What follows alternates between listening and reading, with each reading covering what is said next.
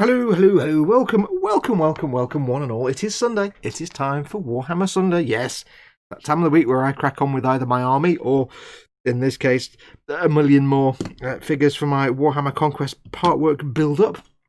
If you've not seen one of these before, basically, I sit and try and do some work for 3 hours. Star, not a lot of work. And basically you guys hang out in chat and have a good time. And we just have a bit of a laugh together. That's really it. I'm on in the background for a lot of people. Just in real life as well as right now. But I'm on in the background and people just have me in the background and maybe join in the chat or just have me to entertain them. So yes, join in, come and watch. If you are watching this and you can't see the live chat, there's an archive of it there, obviously. But if you want to actually join in the proper live chat, just make sure you're on the YouTube page. Click on the YouTube icon that's down here in the right-hand corner of the video player somewhere.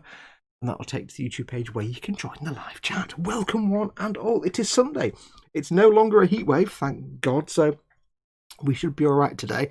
I don't think the internet will explode. Before we get going, quick shout out to all the people that make my content possible. First and foremost, my patrons and my YouTube channel members. YouTube channel members who click the join button next to any of my videos or on my main channel homepage and became a YouTube channel member. Massive thank you to them. They support me financially and they keep the lights on and keep food on my table. And also my patrons who support me at patreon.com/modelmakingguru. Same as the YouTube members, they support me financially, and again, they help keep the lights on, they keep food on my table, they keep me doing this as my job. So massive thank you to both of those groups of people. They're all lovely and fluffy. And of course to my two corporate supporters, emodels.co.uk and goblingaming.co.uk, both of whom have links in the description below the video. They're the one-stop shop for all your model making and tabletop needs. So go and check them out. Use the links in the description below the video because it'll tell them that I sent you, and I'll get a little bit of an income from that. It doesn't cost you anything, but I get an affiliate income from that. So do use those links. So massive thank you to all those individuals. They are all lovely and keep me going. Now, as I say, if you've not seen one of these before, I'm going to crack on with some work. I've got the chat in front of me here. As always, if you want to get my attention, for the love of God, give me things to talk about in chat. Otherwise, I'll start measuring things and getting it wrong, and that's never going to end well. Let's just not go there. But yes, do join in the live chat. I've got it here in front of me. If you want to get my attention, all you need to do is put your comment in big, fat, capital letters, the whole thing, because I'm going to be looking down at the desk and have my magnifying visor on. I'm going to use real words in a minute. Hang on. Let me just take a swig of water. It may not be a heat wave, but it's already got warm in here. As soon as you put the lights on and everything else, it just gets a bit of a heat wave all of its own. So yes, what was I saying? Yes, put it in capital. I'll have my magnifying visor on, and when I look at my iPad, it'll be a blur of blobs moving around, but at least the capital ones might stand out a bit. So put your comment in big fat capitals if you want me to see it, or you can if you want. What was that noise then? Or I went all high pitch. Or if you want to, you can just do a super chat, which is the little dollar symbol at the bottom of the chat window. Put your comment in a big colour box. I've got no way to miss it. There's also an animation that appears up here somewhere. I can't possibly miss your comment then. Also, Guthorm is here as always monitoring the chat for me. But yes, welcome one and all. Do give me things to talk about in chat. Now, today we're going to crack on. We're going to carry on with issue 65 of the Warhammer Conquest part work. And last week I put some sprue goo into these little gaps in his pauldrons just to fill those in. So we'll get that bit sorted out and then we'll crack on with that. Very quickly, let's have a quick look at chat. I won't spend too much time on it, but I'll try and involve... Hello? What was that? That was a super chat. That was from Mordraka, who gave me $5 and says, Dad has asked the question. Thank you for letting me know, Mordraka. That's very kind of you. Very, very kind of you. I appreciate that. That's also a way to support me, by the way. Support this channel. Not me personally, but support this channel. Keep it going. Super chats also help me massively to keep the channel going. So keep that in mind. Dad asked the question, what's on your bench and what's in your belly? Yes. What's on your bench? What are you working on right now? It doesn't have to be a model kit. It could be any kind of creative thing. I've not got my jewellery on. Hang on. I need my bling. I need to... I'm half naked without my bling on. I just realised that. It's because I just went and washed my hands about 2 minutes ago. What was I saying? I've got no idea what I was talking about now. What was I talking about? My brain hasn't worked at all for about a week because of the heat wave. There we go. That's more civilised. Right, so What was I talking about? No idea. We'll move on. We'll remember in a minute. Oh yes, bench and belly. What are you working on? Could be a model, could be a drawing, could be a diamond art thing. You could be carving something out of wood. You could be building a shelf. You could be fixing the lawnmower. You could be repairing your motorbike in the front room and getting that look from your better half. Could be any of that. Let me know what you're working on. What creative, crafty thing you're doing right now. And what's in your belly. What have you had for your dinner? What are you going to have for your dinner? Anyway, thank you very much for that, Mordraka. It was very kind of you. That was a super chat. You saw it in chat. If you've got the chat up, big coloured box, you can see it. Oh, hello! I've just opened a. Didn't want to open that. You can see it there on the telly screen. That's what a super chat looks like. That teal, rather pleasant teal looking box. I can't miss those. So anyway, first comment I see is from Nim. Welcome, Nim. Dad Scaling Models and Dave at Butcher That Model. Two of your mods are in, as well as Team Inept and Gross Models. Four of my very good friends. They are your mods. They'll keep you safe in chat, but don't cross them. Otherwise, they'll drive over you with a Land Rover many times, bury you under the ground, and then launch that chunk of ground that you're buried in into the heart of the sun. So don't cross the mods, but they'll look after you. We have David Sanderson is in. Welcome, David. Mordraka09, as you saw a minute ago. Welcome, Mordraka. We have... I've got the iPad in the wrong place today. If I do it with that hand, my glass of water's there. I'm going to knock it over, so I'll do it with this hand. You know, Guthorm, if you did the scrolling for me, it'd be a lot more helpful, but you're not going to do that, are you? No, because you're just lazy. We have William Rayborn is in. Welcome, William. And Joseph Kelly says, hi all. Welcome to both of you. William says, good morning. I hope all have had a wonderful day. It is a good day today. It is a good day today. Common Road Junction is in. Welcome, Common Road Junction. I wonder if Fox will give his measurements in AU distances rather than imperial or metric tonight. No, and I said, no, I'm going to be using it, doing all my measurements in plank length units. That's a lot of zeros. Paul at Team Inept is in. Underdog Painting. Howdy, peeps. Welcome, Underdog. How you doing, buddy? We have EC Idaho is in. G'day. Welcome, welcome. Good morning or good afternoon, as the time zone fits, says Idaho. Darren2159. Hello, everyone. Welcome, Darren. We have Ryan Dunbar. Bench arm. Oh, we're doing the bench and belly. Ryan Dunbar's in. I'll come back to that then. Welcome, Ryan. Wayne Haywood. Hi, all. Welcome, Wayne. Chrono Man is in. Everybody duck. Who else have we got coming in? No one else has got. Oh, Candygram from Mongo is in as well. Welcome, Candygram. I think that's everybody for the moment. So Dad did say bench and belly, so we'll quickly whiz through what we've got. Mordraka says bench cleaning supplies, belly coffee. Team Inept, how's the audio video, by the way? I forgot to check the audio levels. I'm assuming I sound okay. As usual, my Streamlabs software is sort of hung up, so I can't see the real-time audio levels.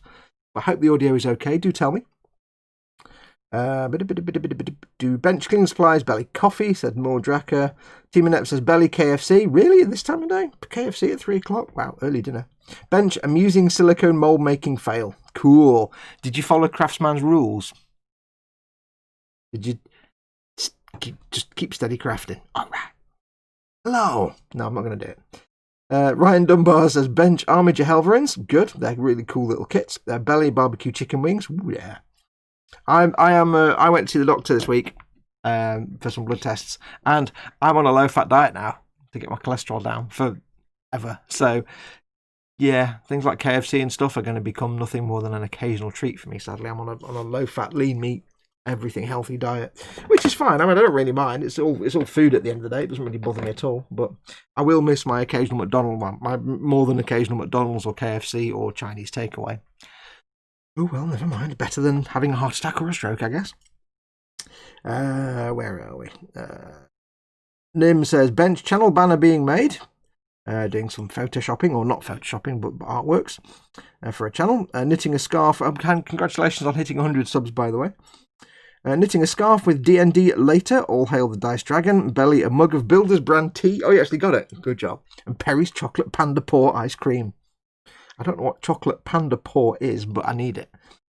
Yes, if you don't know, Nim put a picture up in the Boom Hut. She don't forget, of course, by the way, if you want to join an awesome model making group, I've put a link in chat there for you. Model Makers Boom Hut, totally best place to be. She did put a pickup of some tea she found while shopping, and she's in the US. She found a box of Builder's tea, proper British tea.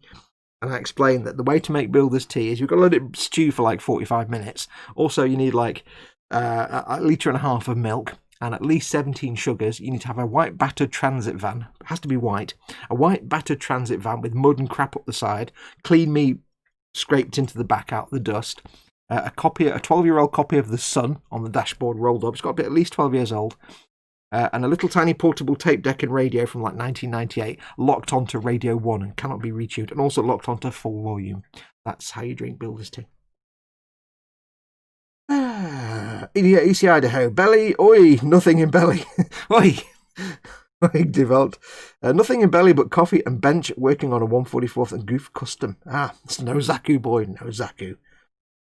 Butcher says, belly, ham and mushroom toasty. You realise that mushroom is not a kind of meat. Ham and mushroom toasty, bench, Paul's ass, and my keyboard playing. Wow. What he means is Paul's ass is he's made a small model of a donkey. So it's Paul's ass is actually, I don't know why he's making it for Paul, but it's Paul's ass. And his keyboard, he's playing World of Warcraft and using it on his PC.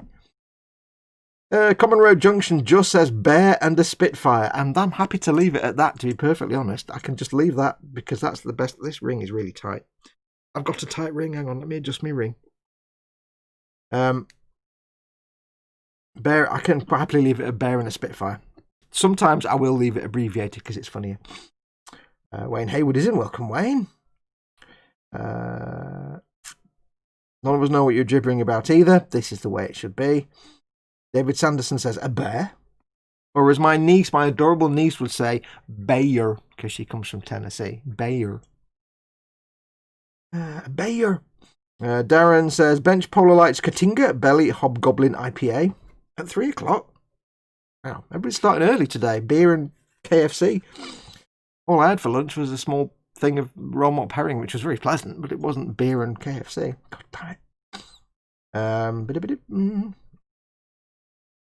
Candy Graham says, in my belly is about to be an omelette that I'm going to share with the 2 dogs who seem to live here in my little office and lair. They're the protection dogs. Because they sit there and they look at you, and when they're looking at you with that look, when you're eating, what they're thinking is, this is a really nice office you've got here. It would be a shame if something were to happen to it. That's why you have to keep feeding them. They're like the mafia dogs. Hey, it's a real pretty little office. I was going to do a mafia accent. I'm not going to do it. I'll offend somebody. Probably Nim, if she's in New York. New York! I think I offended everybody in Boston last time when I tried to do a Boston accent. So there you go. Where are we? I think my badge thing has gone off. It's turned brown, says Quano Man. No. If you're a YouTube channel member, that you can become by hitting the join button underneath any of my videos, you get a colour badge, and that colour badge changes with your tenure. So the longer you remember, the different colours you go through. Brown means you're in month 2. Audio video fine, says more. Thank you very much. Sound and picture fine. Afternoon, says Stuart D. Hayes. The Mank Turner. I said the Mank Tuner then. Now I really want tuna. Stuart D. Hayes, the Mank Turner. Afternoon, managed to make another live one. Thank you very much for coming, Stuart. You're more than welcome. I did indeed follow Craftsman, but I think I got the mix wrong. It went super sticky and messy. Well, I'll try that again. If you're using the super slow 15 or whatever it is, isn't it 1-to-1 ratio? I don't know what you're using.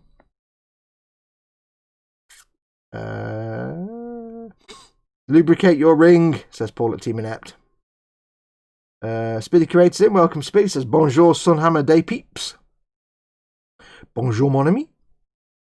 Weebadoodles is in as well. Weebadoodles, don't see you very often, so welcome. Doing some dragon doodling, and I had a bacon and egg sandwich earlier. Yes. Spiddy, you're early. Too slow, he commented. Hello, Spid. You might miss Stabity if you go, says Dad. Yep. The other side of the state, dude. Great Lakes region. Okay, well, to us, it's still New York. It's, like Americans all think that the only place in England is London. To us, it's all you're either in New York or Chicago or California somewhere. Which it's revenge for Americans thinking we all live in London and know the Queen.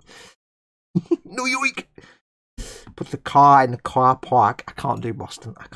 I've been trying. I can't do it. I don't know why. In my head, I know exactly how a Boston accent should sound, but when I try and get my brain to tell my face how to do it, it just car park. No, swatter. Get your swatter. I can do that. Get yourself a swatter. Fallout 4 reference. Fox wakes up in the morning with a horse's head on his pillow, says Butcher. Yep, well, it's funny you should mention that. I was using mastic and corn flour because I had them in the house. That's because you use mastic then and not silicon. Is mastic silicon though? I don't know. You have to follow exactly what the craftsman says. Because he is the craftsman. He is your host, the craftsman. Lee Eagles is in. Hi, Fox. Hi, Lee. Welcome, buddy. Boston in Lincolnshire. Oh, right, my babber. That's a different kind of Boston, that is. That's not... I mean, this is a better accent than the American Boston, obviously. But I nearly went Boston. I'm shutting up. I'm not doing accents. It's just embarrassing. Right, swig of water because it suddenly got warm in here. I'm going to take off this particular piece of jewellery because it's digging into my finger. Most uncomfortable. Right. Okay, right, let's crack on. So we are working on issue 65, and I know it's issue 65 because I've written 65 on the sprue, because I am like that. Nim has put a picture of the ice cream posted in the boom hut. Excellent. Go and look at pictures of ice cream and wish you had ice cream.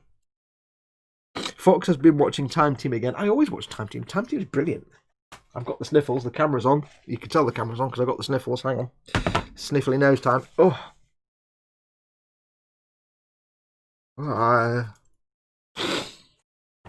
There we go.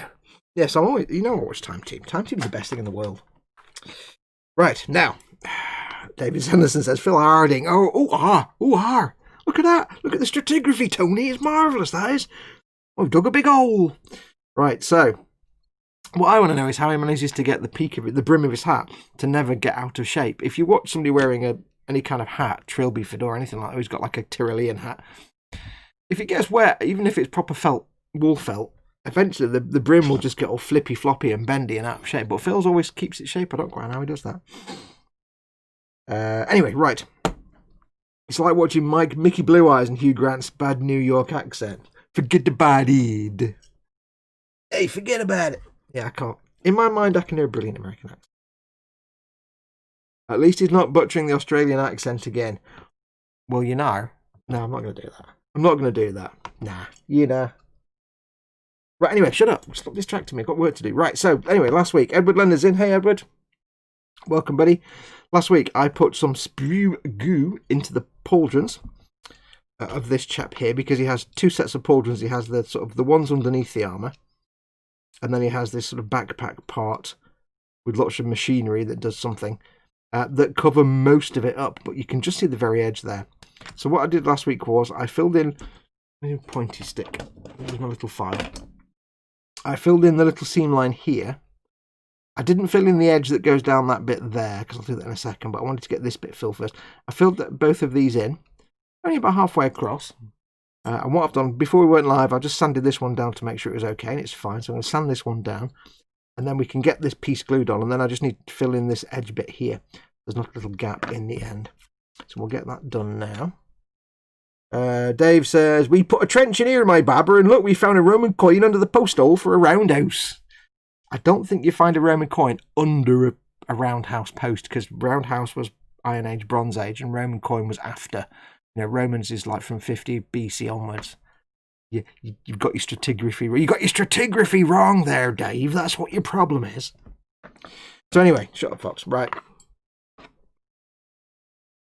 You'd find Iron Age stuff under Roman stuff. So we need to just very quickly sand this bit of sprue goo down. It's had a week to cure, which is 6 days longer than it needs. So I just need to quickly file this down. So I'm going to get my file and just carelessly go in. It doesn't have to be too delicate. I only put a tiny amount of sprue goo on there to start with.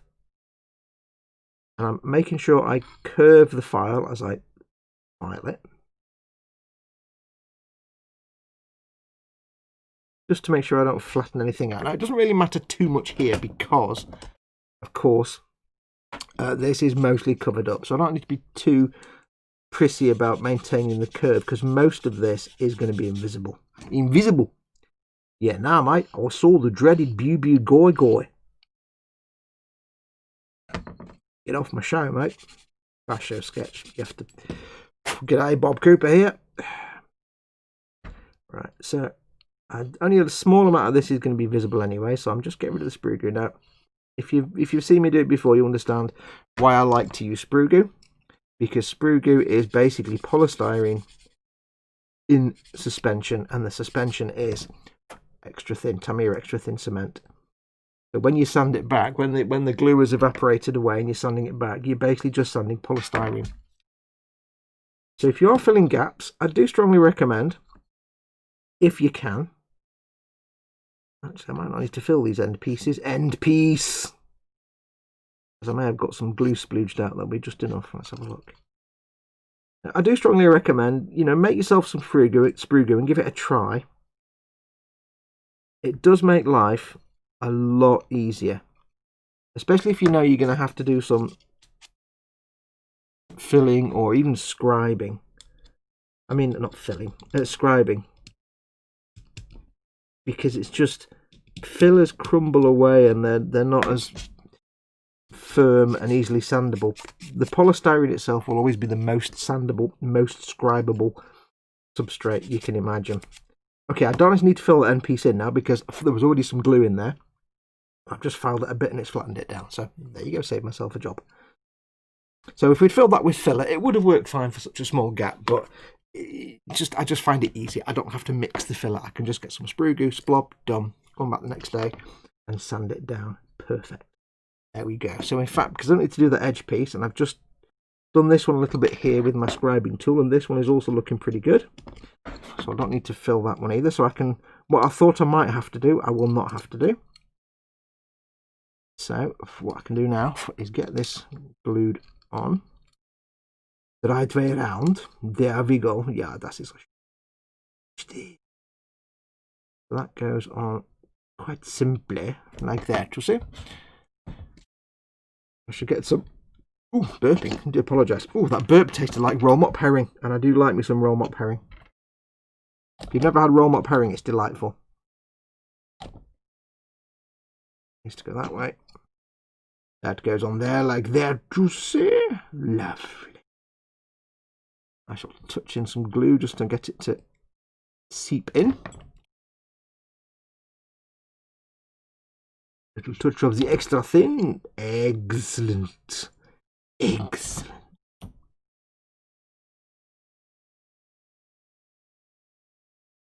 And there we are. That is that dude done. Look at this. What are we? 23 minutes in, and I've already finished one figure. Ah, there we go. Yeah, I know. Right, so that's done. Those gaps are filled in. So I can just put him to one side. Now he is done. We've drilled out the barrel. Drill out the barrel. Drill out the barrel of guns. You see what I did there? Colin would appreciate that. I don't know where... I know where he got that hat from. Greaves and Hawkins at Portsmouth, the gentleman's tailors. Cool. Send me a link. I need to buy one. Now you're being roundest or squarest or something. If you've any bronzers or stoners or Romans, you can never offend a stoner. Dude!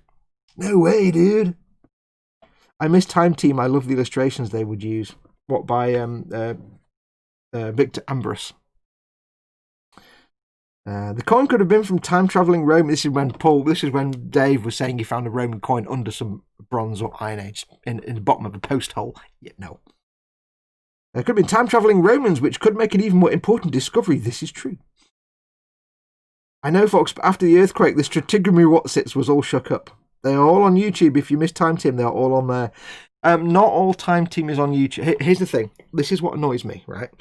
If you're American and you've got Amazon Prime, you have access to every single episode of Time Team.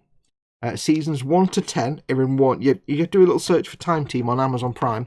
Seasons 1 to 10 are in one section. So you can do the drop down, and then seasons 11 to 20 are in a separate one for some. I think seasons 1 to 10 are listed as classic Time Team, and seasons 11 to 20 onwards are just Time Team. You guys can watch them anytime in high definition. Here in the UK, we get nothing unless you go to Channel 4's website and watch them on Channel 4's website, in which case you get adverts. And it's only series, I think the first few series are missing. So I've had to find a different way to watch them, unfortunately, which means I'm not exactly getting, good quality images, but I can watch them. And I've got all of them. I've got pretty much every episode of every series that I can watch. I do wish, like in the US, we could watch them on Amazon Prime. That'd be really nice to watch them in, actual 1080p for the last few seasons and 720p for probably the first few. That'd be really nice. But never mind. So if you're American, go on Amazon Prime if you've got it, and just make sure you put it on your view list and watch every single episode. Worth it.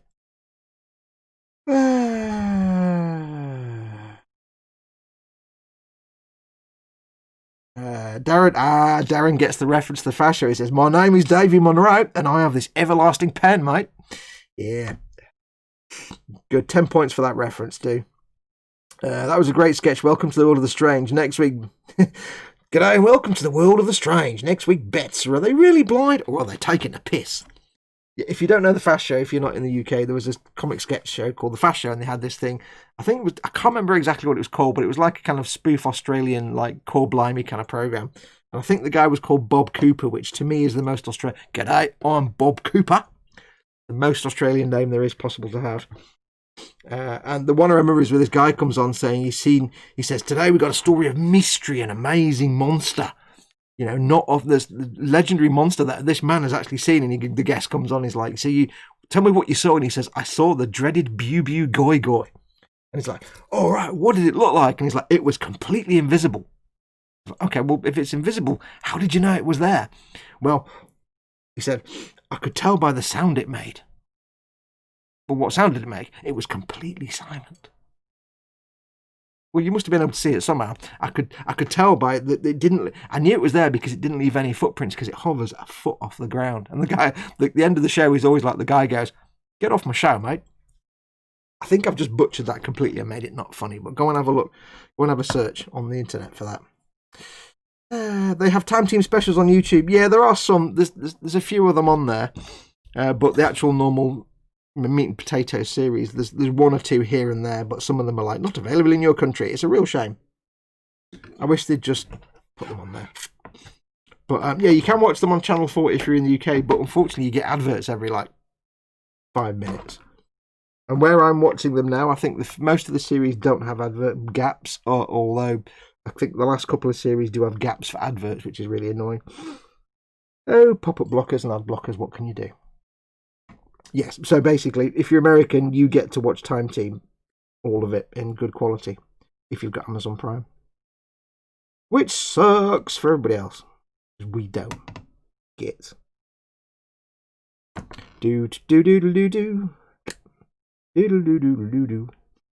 I could just, of course, set up an American Amazon Prime account, but I'm sure they've got ways around that. Also, I don't really want to, because that's not really, the right thing to do. Well, I'll tell you what, it's like minus 45 degrees outside, but it's sweaty parts time in here with the lights on. I was kind of thinking to myself, yeah, I'll keep my window open, but I'll be fine. I don't need to worry about overheating today. Yeah, I am personally overheating now. Warmness. Start from the first one, Jeff, and binge them. Yeah, if you're watching Time Team, just go from Series 1, Episode 1, and just go in order. If you're on Amazon Prime, you can just, like I say, just do, I think Time Team Classics, first seasons 1 to 10 are under Time Team Classic. You know how it works on Amazon Prime. You go into the thing, it's got Series 1, then you click on the drop-down box, gives you Season 2 and 3. I just watched the other day, I can't remember what the place is called, Llangafri or something like that. I think somewhere in Wales where they went to this farm with all these amazing finds. I won't say anything for those who haven't watched it, but it's one of the most well-known Time Team episodes for what actually happened. The classic. I'm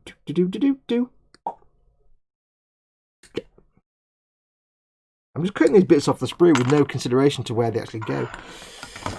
I shall put those bits in there. You see, like this. You'll see for safe. Nim is waiting on new knitting needles. Oh, Carl Hooper. That's it. It wasn't Bob. Carl Hooper. G'day, my name's Carl Hooper. That kind of works for me, but it's not as Australian as Bob Cooper. G'day, the name's Bob Cooper. It just seems Bob Cooper to me is a very Australian name. As a British person, it's the most Australian name I can think of. Right, I'm going to cut this sprue apart, because I've finished kneading it now, and I can just do the satisfying thing of destroying it completely. Just so I don't have a big sprue sitting around in my bin. So anyway, how are you guys? Hope you're all well. I am fine and dandy at the moment, as far as I can tell. course, I'm the only person in the world that can enter into a global pandemic, and the moment the thing starts, develop various medical conditions that require going to doctors and dentists in a time when you don't want to be going anywhere. Of course, everything's fine. We're all good now. What's been going on? I was hoping to have done a lot of filming this week on the Falcon, but of course, with the very hot days we've had over here, it's basically not been possible. For the last few days, while it's been really hot, I've had to just be basically sat in the garden because it's been too hot indoors and I can't do anything. I couldn't do filming, I couldn't use my computer, I couldn't even play Xbox. I couldn't even just turn my computer on and read the internet because it was just so hot. But of course, everything just gets even worse. And if I want to be able to, do anything later on, if I spend all day, this room catches the sun, so basically I can't do anything until it starts to cool down in the evening, which is usually fine, unless I've had the computer on all day, which means it'll never cool down. So yeah, basically most of last week, or week just gone, was effectively sitting in the garden twiddling my thumbs.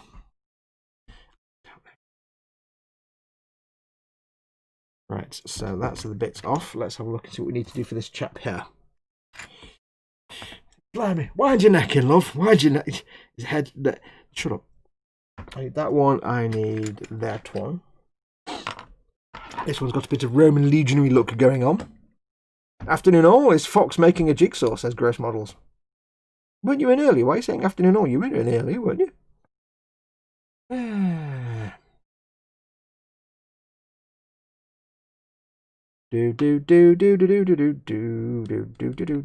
I'm sure Chris was in earlier. No, maybe not. Oh well. What's worse, not realising when you're there or thinking you're there when you're not? I don't know which is more insulting. Hopefully neither. I don't intend to insult anybody. Right, let's do some cleanup. Snipped. What's been going on? So not a lot of work this week, unfortunately. Although I have been doing a little bit of cramming work on the Falcon this weekend, which is why there was no Fallout Friday or Skyrim Saturday. Because I need to get that Falcon done. I just need to get it done and shifted out of the way.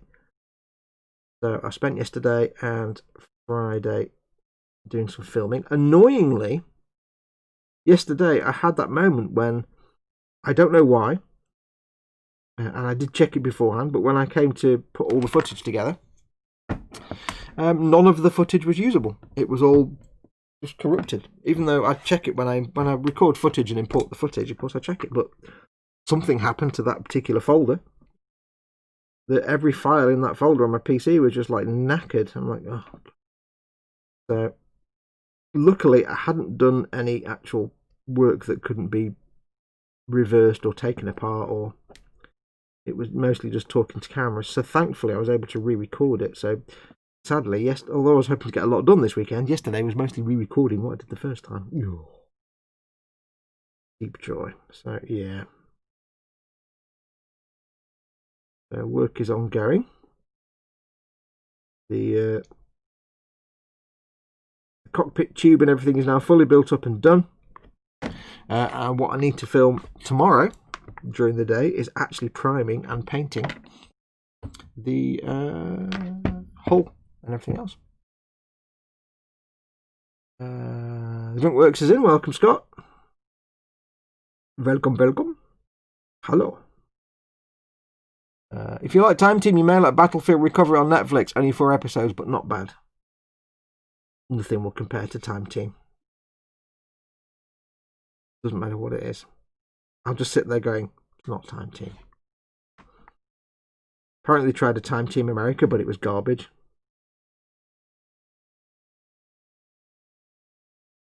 You couldn't. I don't think you could really. I don't think you could read. You could start Time Team again now, because people often say, "Will they ever bring it back with different people?" Because because Mick Aston died, and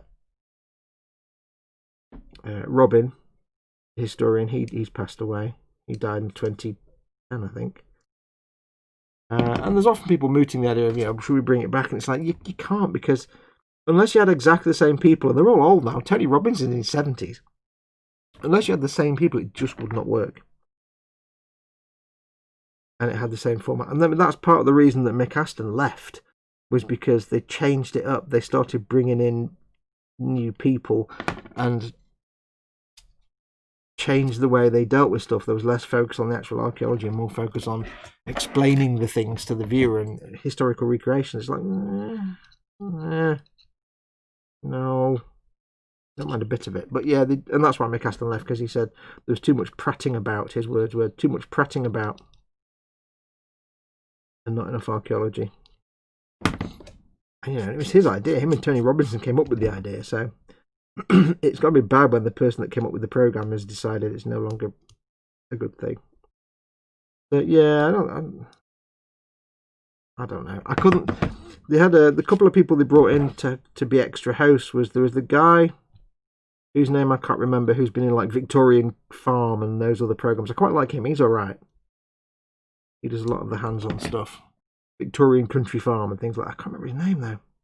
And they brought in some woman, I can't remember her name, Mary Ochota something, who was just utterly annoying. I couldn't stand her. And she's, you know, she's qualified archaeologist. She's got a degree in archaeology, but she was also known for presenting other programs, and she just kind of got them annoying faces that you don't really take any interest in what she says. So yeah, it did. That last series 20, was a bit pants. It wasn't as good. I don't think they could bring it back, because whoever they brought back, they'd have to have some damn good team members.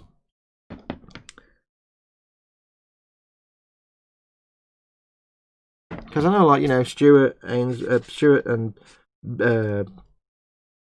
that, they're still doing it. They're still archaeologists. They're still practicing. Well, they're all old now. I don't think they'd be up for doing proper time team. A little bit of carving required here, because there's a bit of a spond.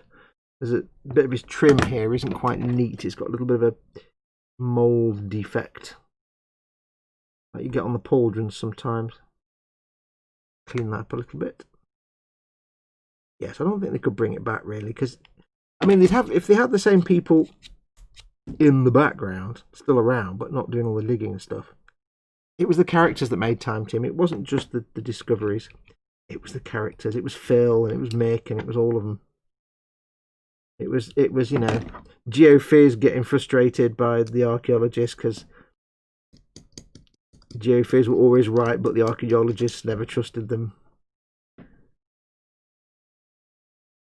It was good stuff. It was the team dynamic. I don't think they could do it now. I think Dr. Alice Roberts was in it for a while as well, and she's lovely, so I wouldn't have any problem with her being in the programme.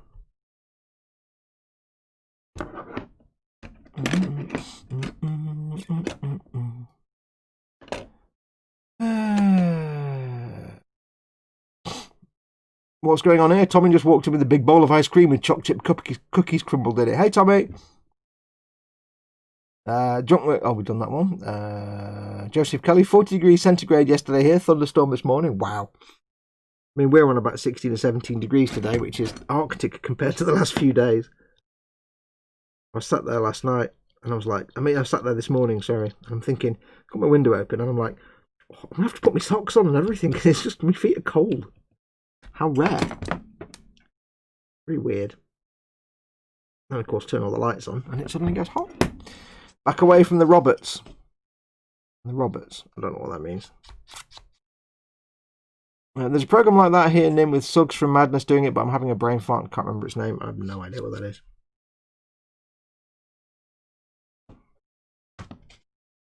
Yeah, I don't think you could relaunch Time Team now.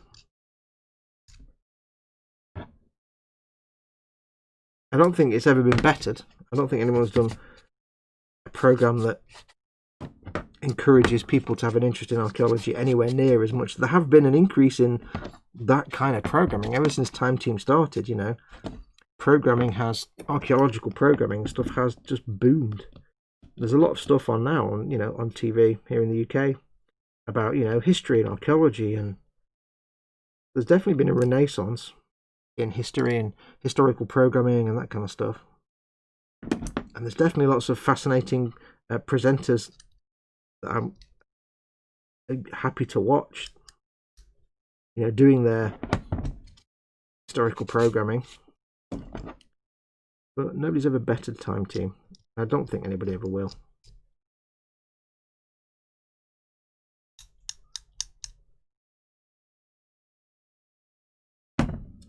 Okay. There's a seam line on the arm there. Now you note I'm using my knife blade here to get rid of the... Chamchi Gimbap's in. Welcome, Chamchi.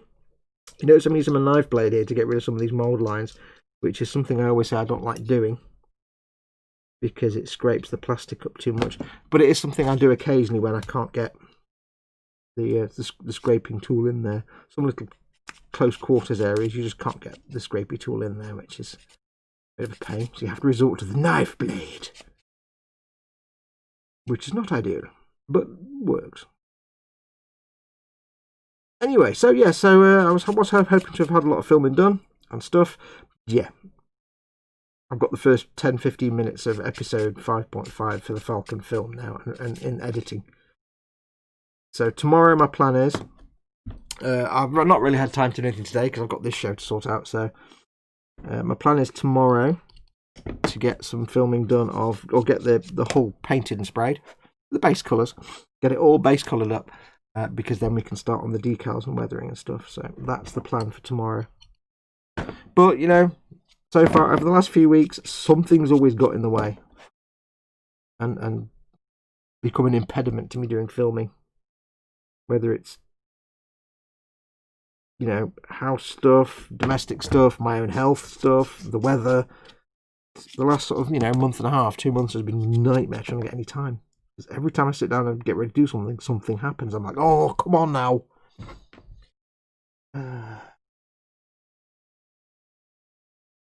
I just remembered I had saved on my cable TV box. It's called World War II Treasure Hunters. I have no interest in that kind. If it's just about finding relics and stuff, that doesn't interest me. I want the depth of knowledge that doesn't look, that somehow does not seem correct. I don't think that's how legs work. That's go home, Marine. You're drunk. That's not right, is it? I think it's meant to be that way. I could look at the instructions, but that wouldn't be anywhere near as fun. There you go. Look at this, the old style Marine who's like 4 foot tall and looks... Oh, got a big seam line on his head. Hang on. I forgot the whole head part. Yeah, I don't like the kind of like... I don't know. I want proper archaeological information. I want proper historical information. I like it when the hosts and presenters are actual historians or archaeologists and not just celebs, because then it just becomes too stupid. Basically, it's just nonsense. I do find history fascinating, and this is another one of them subjects that I did at school that was rubbish at school, and I had no interest in it because my history teacher was boring and just only refused to teach anything apart from Tudors and Stuarts and Kings. I'm like, oh, boring. In the same way, physics at school was boring because all they ever taught you was how to make a circuit and Newton's laws, and that was it. They didn't go anywhere near quantum mechanics, anything like that. If they'd done proper grown-up physics, it would have been fascinating. But now, as a, you know, older adult, I love history. I love science. Because I realised what I was missing at school. Yeah, history now is fascinating.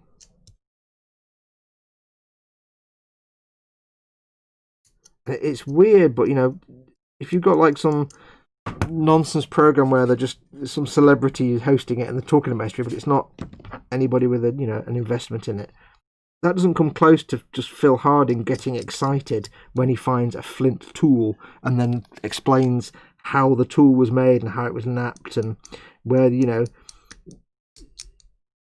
you can give me 1,000 celebrities talking about historical nonsense they have no clue about, and every day I'll replace that happily with Phil Harding just talking about the bulb of percussion on a flint nodule. Oh, just much better. That's right, that's the bulb of percussion there, right there. Bulb of percussion. Indiana Jones and the bulb of percussion. It's a proper thing. Look it up. Yeah, so nobody's come close to it. And generally, if it's a program on like National Geographic or the History Channel or something, it's usually garbage anyway. I actually have a very low tolerance for American educational programs because I can't watch them. They just seem, I don't know. I mean, some of them I can, but a lot of them I can't watch because they're just too, like, they're designed for people with low attention span, so they have to have fancy graphics every 5 minutes. You know, you watch stuff that's been on Discovery and I'm like, oh dear Lord. Like, just compare, say, Professor Brian Cox talking about the planets to a similar program from Discovery or National Geographic or somewhere, where it's some generic American voiceover guy saying, "And now the planet," and it's like, oh, it's not in any way interesting. I don't know. Painting tonight, Fox. Not in an evening, no. It'll be. I won't be painting. I don't do any work on. I don't normally do any work on a Saturday, Sunday anyway, because it's my day off. But I don't tend to do any work on a Sunday evening because after I finish, it's Dad's stream at 6:15. Although I am usually making the dinner at that point, and then either Chris or Ted later on this evening. So I'll be watching them, to be perfectly honest. So Sunday night is stream watching. Sunday is stream watching day for me, just like you guys. I like to watch everybody else's streams.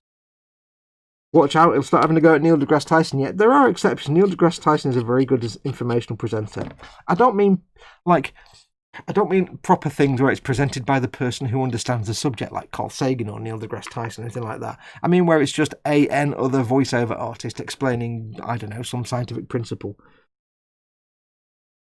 Like you get on Discovery or, you know, that kind of program. Lowbrow science doesn't do anything for me. And we have them over here as well. But at least when we have them over here, they're sometimes done by interesting presenters. But when it's just generic program voiceover presenter, it's not interesting. Because they tend to be quite lowbrow and quite simplistic. Neil deGrasse Tyson explaining something, absolutely, that's the dog's nuts. Although he doesn't come... I did like Cosmos, his version of Cosmos, but didn't really come that close to Carl Sagan's Cosmos, I'm afraid. I much preferred Carl Sagan's Cosmos. Where are we? Painting this afternoon? No. It'll be a long time before I get to paint on the Warhammer Sunday. I'm only on issue 65, so I've got another 15-20 issues to go yet. I can't remember how many there are now. And I won't be painting these on the live stream either. These will be, when I paint the Warhammer Conquest stuff, they'll be filmed, proper filmed. When it comes to doing live stream stuff, I tend to prefer to build on live streams rather than paint, purely because painting, when I do painting, is a very intense experience. I have to really concentrate, get up close, and I don't do my best work when I'm trying to present a live stream at the same time. It just doesn't work out for me very well at all. Completely murdered the rivet on his leg. Oh well, never mind. I don't like all these rivets. They're in the way.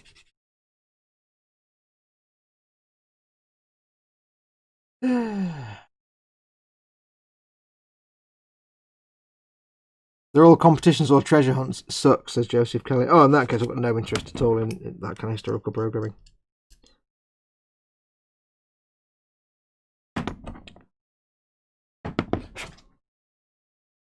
It was quite amusing watching Time Team when they went to Maryland in one of the second season or the first season, and it was the first time they'd been doing their archaeology in the US, and of course they were doing sort of British style archaeology, which was in a complete contrast to the US style, which is apparently a lot slower. It's like real kind of drawn out.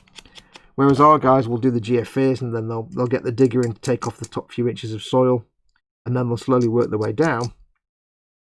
And you know, they might come to a layer of Roman stuff and then log it, chart it, draw it, map it, and then remove that to get to the stuff beneath it. The American archaeologists were like literally doing everything with trowels really, really slowly. And they were getting quite frustrated because, like, we just want to get in and dig this hole and find out what's down here. And the Americans were like, no, we're doing it slowly.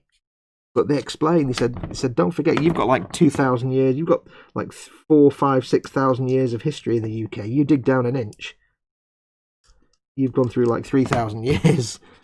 So you can do that. You can dig down feet and you're still finding history. He said, the American guy said, we dig down 3 inches and we've gone past all the archaeology and we're just onto the bedrock. He said, so all our archaeology is right on the surface and we've not got a lot of it. So we work really slowly because we don't want to miss anything. And it's like, yeah, it kind of makes sense. We can go down with the digger, 3 meters and only have hit the Victorian level. So yeah, it kind of made sense. Dave and Dad are arguing who has the nicest bottom, Sally James or Zoe Ball. I shall remain outside of this conversation, I think, for safety purposes.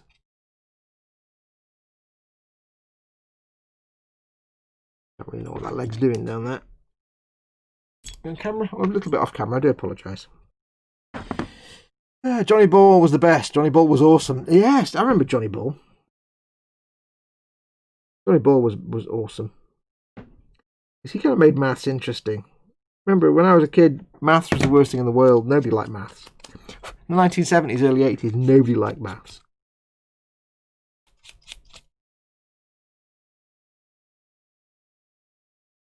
Okay. Bit more sanding going on in there. Smooth that off. Bit gnarly trying to get the sanding equipment in there around the side of his head. So what I may have to do is get some of the old extra thin and just very carefully run it over where there's a little bit of fussiness where I've gone over with the sanding stick. Remember, extra thin melts the plastic. If you've got any powdery or fluffy bits left over from sanding, just get your extra thin, have almost nothing on the brush, and just run it round the edge where it's gone a bit fluffy and fussy, and that will smooth it off for you. That way you don't get any kind of fluffy look when you paint it.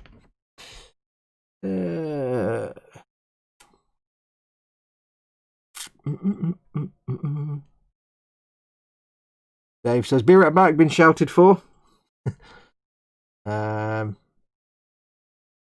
We won't see Dave again, says Eric.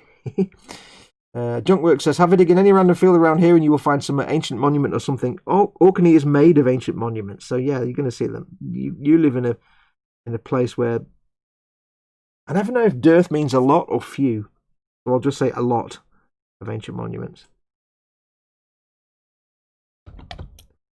Get this bit glued on. Yes, it's only when you make these old style Space Marines that you start to realise how good Primaris Space Marines actually are, because these guys do look a bit silly, really. They're kind of squidgy. They're not actual human shaped, not really. I think Primaris Marines just look a lot better than the old ones. And it's weird that we're going to have a bit of both on this artwork, but never mind, I'll live with it. Right, I'm not sure though. It is testament to how these things go together though, that when I've just put these two pieces together, I can't see where the join is to put the glue. So you've got to give them some credit for that. I can't quite tell where the join is. So we'll put that there. Swig of water. Watery time.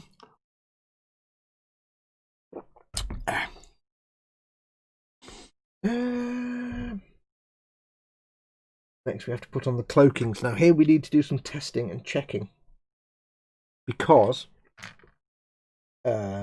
we need to have, remember I was saying last week about, I didn't drill the weapon out, did I? I need to drill that out in a minute as well.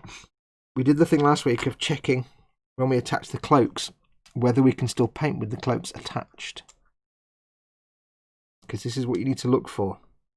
Now on this chap, I can easily get a paintbrush there.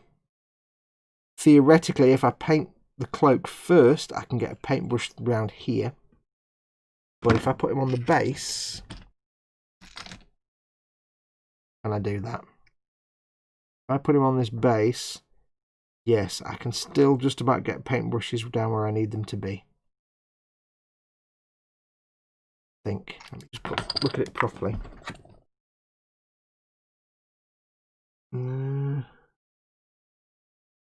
Maybe. Yeah, I should be able to get a brush in there, I think. I can get to his undersuit on the back of his leg with some black wash. That'll work fine. It's a cobble. It's a fudge, but it works. But then I have to think, okay, well, what if I put his weapon arm on? What if I put this arm on here? Like that. Will that be paintable? Which goes like that. Not how I thought it went. Where does that go?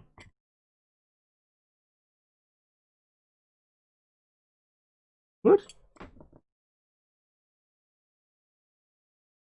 How does that even go together? What? That doesn't go together in any way like it's supposed to. Makes no sense at all. Oh, I see. Oh, I see. There we go. If that goes in there like that, that makes painting difficult. Putting this arm on there. That will make painting the back of the cloak tricky. It may well be that I have to bite the bullet and not have that glued on. I don't like gluing arms and things on afterwards once it's been painted, because if you get glue splodges anywhere, you ruin the whole thing. They just go and ruin your paint job. That doesn't look too complicated to attach. I don't know. I don't know about that one. And this secondary cloak on the back, which goes there. Yeah, that's fine. Problem. This is nicht ein Problem. Get to everything. So I think what we can do on this one is, I'll just double check that with the. This is why you need to check this stuff before you glue. Sometimes you'll see a figure and you can see quite easily straight away. Yeah, I can paint that, no problem. Just based on your own experience. But sometimes you'll need to just dry fit them and just see. Because if this was a really low slung cloak that went to the floor, what I might need to do is just simply drill a hole and not mount him onto the base, and then I can easily get in there. Now it's going to be challenging, but I can do it. Paint the cloak first, the inside of the cloak, and then I can go around and carefully paint the rest of his armour. Touch things in. Yeah, we can do that. Okay, so and we can build up the arm part, but I can't glue that arm on. That's going to have to stay separate. Fox, I had to paint before gluing to base on that model, but that's because I'm not as good. You are. It's just what I'm used to. If I get myself a tiny brush, not a tiny brush, but if I just get a small brush. So I was painting with my 0 size broken toed brush, which are new to me, and I love these brushes. I can easily get that brush in there. If what I do is, I would prime him and base coat him, basically whatever colour he's going to be. I don't know what colour he's going to be yet. Get all that primed and painted, the base colour. Let's say his armour's going to be, red or whatever. Then I can come in. I can paint the base colour for the armour. I can get a brush in there, no problem. I'm probably going to get some of that colour on the armour, but that's fine. Because then when that's dried, I can come in and just touch up the armour colour. I've got a little bit of a leg there, and the back of his leg there. On this side I can get into that, no problem. If I put him on his base like that, can I get a brush in there?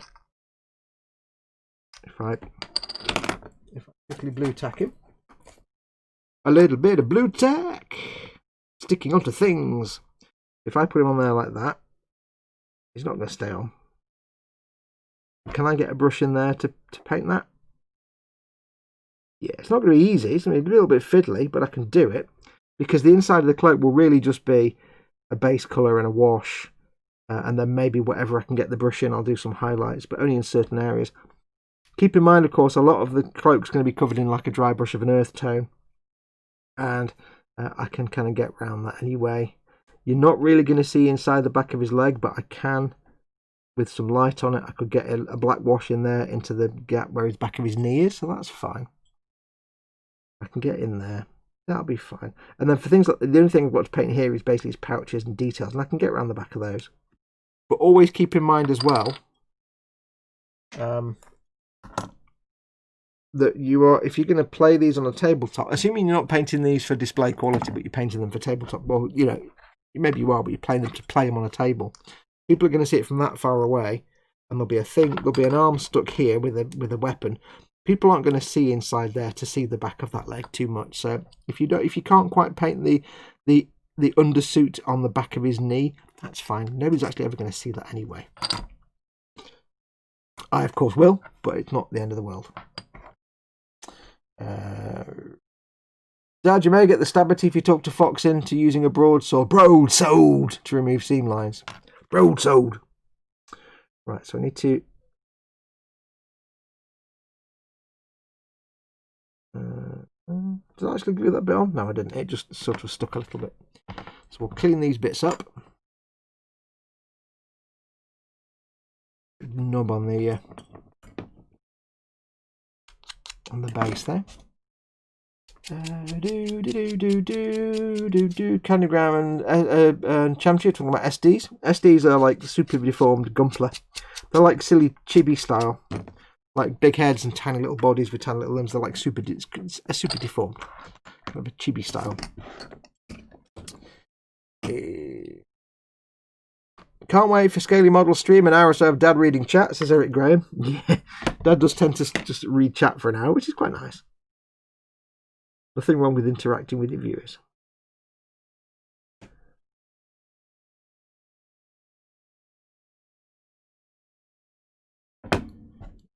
Nothing wrong with reading everything.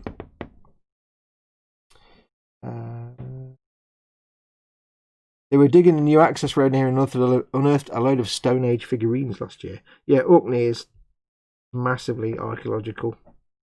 Because it was believed to be like for a long time instead of the Iron Age, or even Neolithic times, it was supposed to be like a religious centre. It was like almost a capital city of the British Isles, wasn't it? It was the big place to go. They think. They don't know, obviously, and they never know.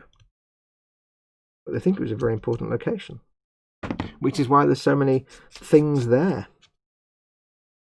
Kists and barrows and henges. I like a nice henge. Oh, I do like a nice henge with an H.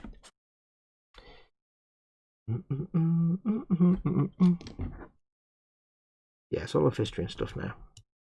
Didn't like it when I was at school because it was boring. I have no interest in the Tudors and the Stuarts and King Henry and King George and this. Don't care. I want to know what life was like for the actual people, not, you know, this life of this king and this life of that king. It was proper 1980s British history lessons. I'm sure it's different now.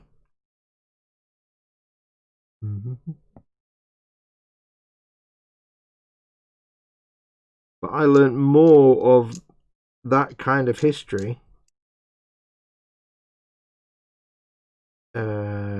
about Elizabeth I watching Elizabeth R, a drama. I learned more about the historical context and the political intrigues and who the key players were watching Elizabeth R than I ever did being taught about it in school because they're boring. It was always about the kings, the queens, and wars. And it's like, you know, why don't you teach me about what it was like to live in this time? Why don't you teach me about the political shenanigans that went on?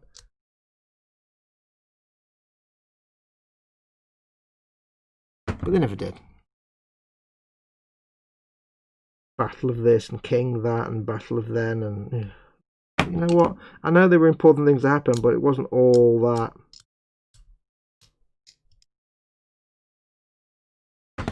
Yeah, we did some stuff about the Romans as well. We learned a little bit about the Romans, but again, it was we're going to learn about the Romans in Britain when we actually learn about the rest of the empire and about the emperors and all the other, again, political things that happened and how it worked. No, we're just going to learn about Romans and Hadrian's Wall and the British settlement. Okay. Yeah, history at school was really boring. They just really didn't make it interesting at all. But like I say, this was early 80s, you know, typical grammar school, boring, tedious, dusty old books education.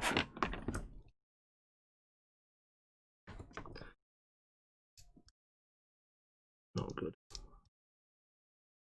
But now I love it.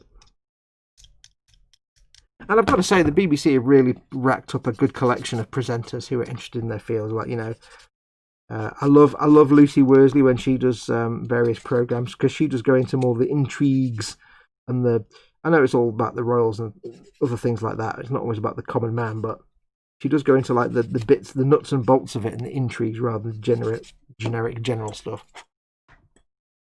You know, you've got your Dr. Alice Roberts and your Professor Hannah Fries, and you've just got so many good educators.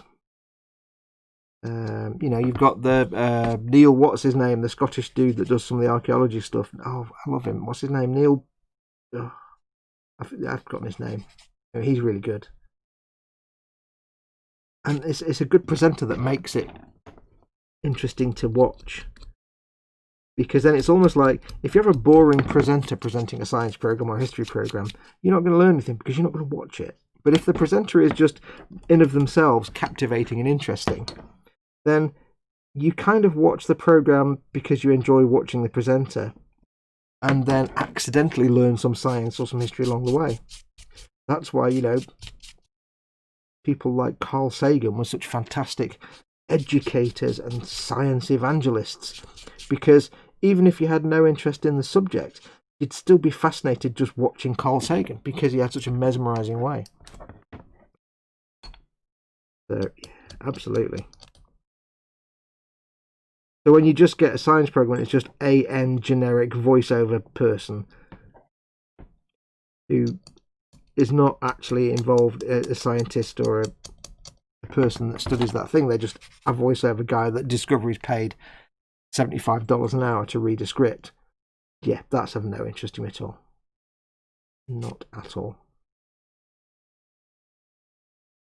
Horizon's weird though, because Horizon has lots of just, you know, voiceover people that they use, but they tend to use the same ones. Horizon's, if you don't know, Horizon in the UK is a science, educational science program. Different subject on every episode, and every kind of science, anything you want. But they tend to work with a small number of voice talent to the voiceover. Sometimes they use, you know, acclaimed individuals, or, you know, scientists themselves, or yeah, there was one about Infinity which had Stephen Burkoff doing the voiceover, and it's like, wow, that was a really clever thing to do, because the program itself was dealt with the concept of infinity, which was kind of confusing. But then you've got Stephen Burkoff, who is an actor and a very well known for doing lots of swearing and adult themes actor, doing the voiceover, and he has a slightly weird, chaotic voice, and it just added to it, and it made it perfect than just being some bland generic voiceover artist. It's kind of hard to explain, but Horizon seems to get it right. They have a small number of people that do their voiceovers with the occasional actor coming in, and they just make it interesting because you're happy to listen to them. I don't know. Paul Di Tommaso is in. Hey Paul, hope your nap was good, dude. Hope you're rested now. This is the point at which our Lord and Saviour Kevin, Simon Reynolds, will be spitting nails at me because I've only spent at least 5 minutes doing a backpack, not like 3 weeks like he does, but yes. Is Rimmer still presenting history programs? Who? I mean, the guy from Red Dwarf, he's never presented history programs.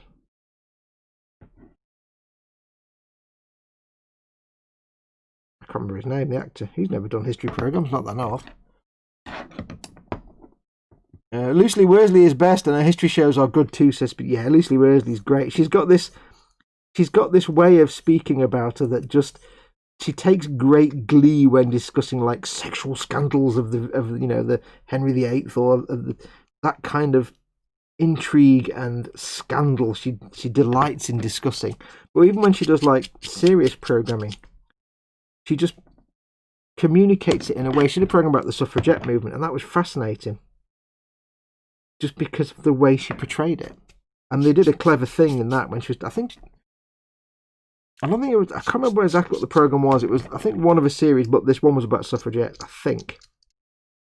I don't know if it was part of her History's Biggest Fibs, I'm not quite sure. But it was, it wasn't just her talking about this, and then it was one of these things where they had actors to portray the people she's talking about for some scenes. And then other bits were just documentary footage and stuff. And it was a good mixture of dramatised and voiced over footage.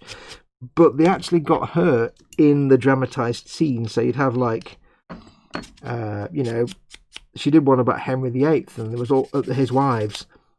And they'd have a scene where there might be like, you know, Anne of Cleves there sat in a room talking to someone, you know, Anne Boleyn or somebody, but she'd be in the room in costume playing the part of like a lady in waiting in the background, and the scene would unfold where the character would be doing stuff, the people, and she'd be there, and then she'd suddenly look to the camera and start saying, you know, Anne of Cleves might say something, and something will happen, and then the camera will move, and she'll look at the camera and say, the reason this happened is that she said that and he said this, and she'd just seamlessly break that fourth wall, and it worked perfectly.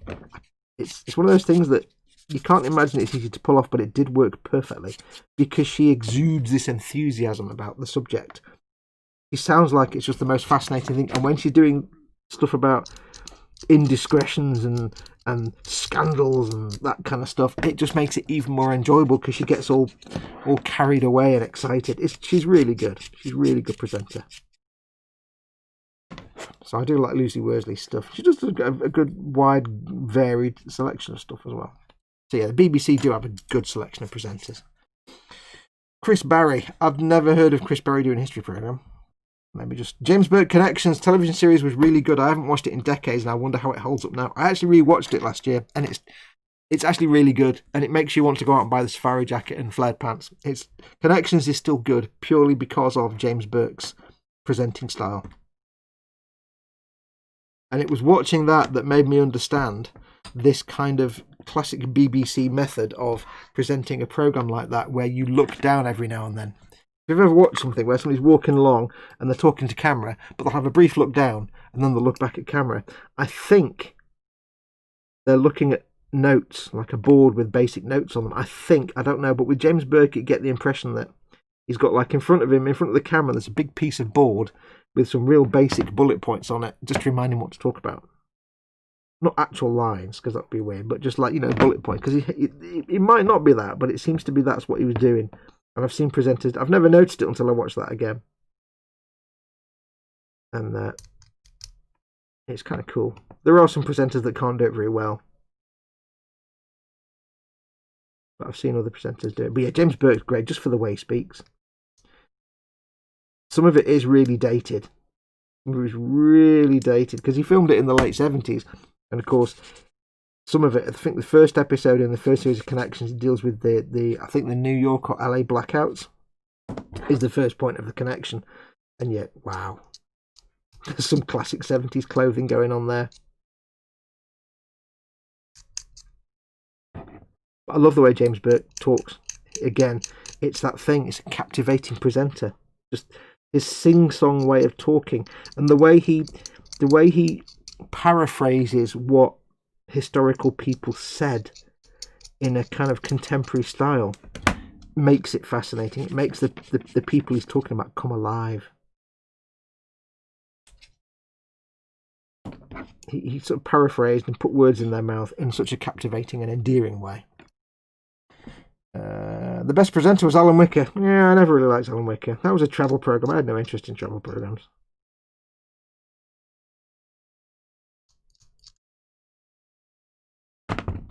Champ says, I used Ammo Paint for the first time today and they are lovely, well worth the wait. I wouldn't have known about them if I wasn't for your video. Cool.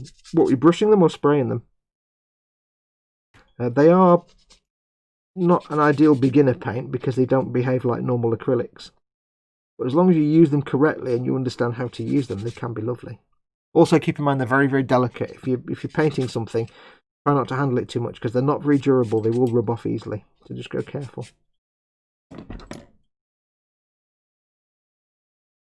I didn't mind them. They were all right.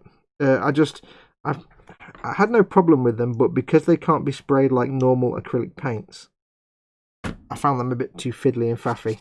I didn't have. I'm too impatient. I just want to put paint in the airbrush and spray and go.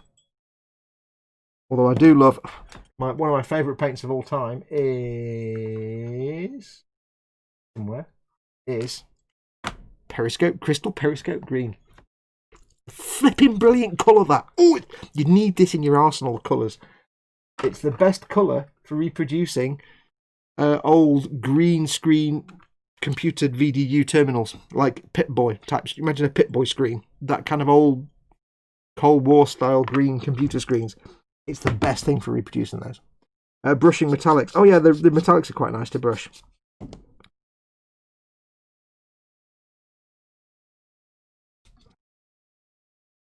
I wouldn't necessarily say their normal colours go a whole hog on. If you want really nice metallics though, I mean really nice metallics, that's the wrong thing, that's not metallic paint. You spoon. If you want really nice metallics, and I haven't got a clean one to show you, is the Vallejo metal colour, which you can't see any of that. It says Vallejo metal colour. They are some of the nicest metallic acrylics you'll ever come across. They're the closest you'll get to lacquers, but actual acrylics.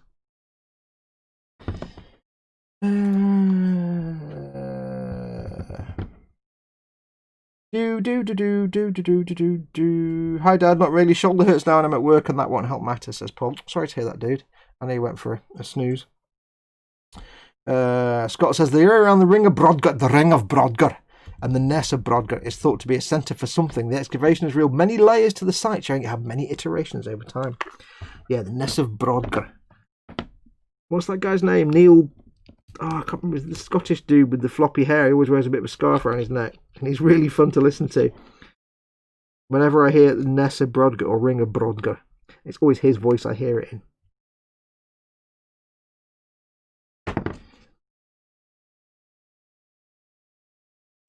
There are some other presenters the BBC has as well that do other programmes like this. I can't remember the names of them. They're not like celebrity presenters. They are literally the historians that deal with the stuff, that do the stuff. But they presented their own programmes. And there's a couple of them, I can't remember the names. But they're not... There's one guy who does a lot of medieval stuff. He's a historian and he presents some programmes. And he's not a natural presenter. He's not got that natural, comfortable sing-song voice. But the way he describes things and the pitch of his voice, it's quite nice because he tends to deal with more everyday things in the medieval time. What was the common man thinking? What was the, this, that, and the other? It's not all royals and scandals. He has a good way of putting it, so I like that. I can't remember his name though, no idea. And he did one program. The poor bugger did one program. I can't remember what it was, but he was travelling around, and it seems to be when they were filming this one specific episode, he developed like a sty in his eye. He must have gotten bitten by something. They were out in some country. I think they were talking about Vikings in the Middle East or something. I can't remember what it was. Anyway, this put the whole episode. He's there presenting to camera, and he's not the most good-looking of chaps anyway. But he's got this massive like sty just underneath his eye, and you can't miss it. I'm like, oh, could they not have just put some makeup on it or something? Just covered it up a bit, because it's really obvious. But of course, they've flown out to Gibraltar or wherever the hell they are. They're not going to suddenly stop filming for it. It's like, oh dear. That's unfortunate. But he's a good presenter, so we'll stick with it. Model Maker Mayhem says, hello, Aegis and Dafties. Well, hello there. Hello there, sir. How are you today? Yes, no, I won't do that voice again. No, I'll stop now. Stopping now, sir. That's right, sir. I'm stopping now. You idiot. See what you've made me do now. Potato. Oh. I apologise to everyone in Ireland. Everyone. Even people that don't exist now. Even people that have never existed. I apologise to all of them. The Naked Archaeologist is good. He's also Canadian. I've never watched that. Never watched that. I don't know what it is. I'll maybe check it out though.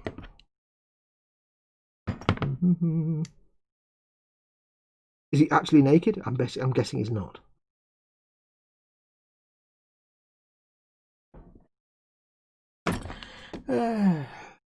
Yeah, so I'm kind of a history buff now, but I like history that's more about.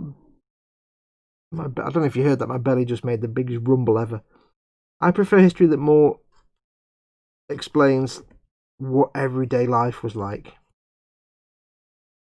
rather than kings and queens and great battles. And I mean, I don't mind that stuff, but I'd rather watch something that tells me what was it like to live on a farm in the Middle Ages.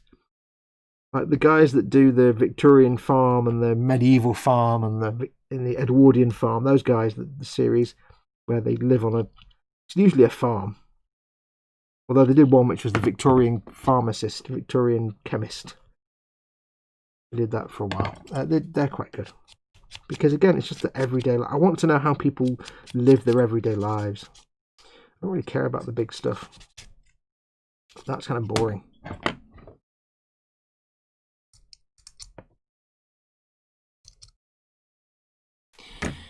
Right. This is supposed to attach to... How does this attach now? Apparently this attaches to this here, like this, you see? Somehow, like, I said, like that, you see? Ooh. Nice and simple, does it? There you go. That was not complicated at all. We shall attach this with the other.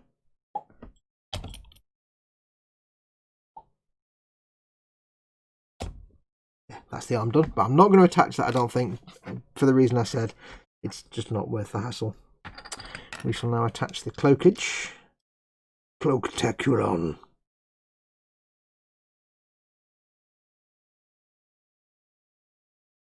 Now it does mean, unfortunately, I get a great big seam right down the middle of the cloak here, which we'll have to do something about. Yeah, that's not ideal. Yeah. Fudge. Butter sticks. Now, what am I gluing now? What attaches to what? I can glue. I think I can use. Chat's jumped. Neil Oliver, that's it. Neil Oliver.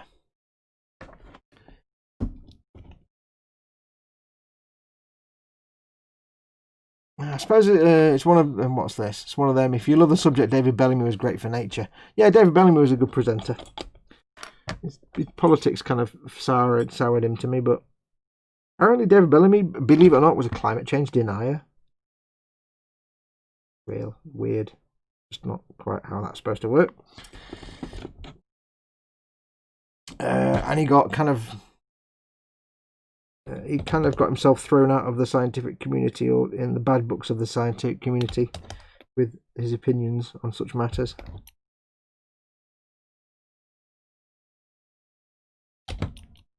But David Bellamy. Neil Oliver, that's the one. Thank you, David. Can you recommend a good pair of nippers that won't cost the earth or mangle my plastics? Yes. If you give me a second, let me do some gluing. Depends what you want them for. Because it's not just a case of a pair of nippers. There are different levels of nipulation. I just said that, didn't I? A real word, I know, Sam. That's not a real word, Sam.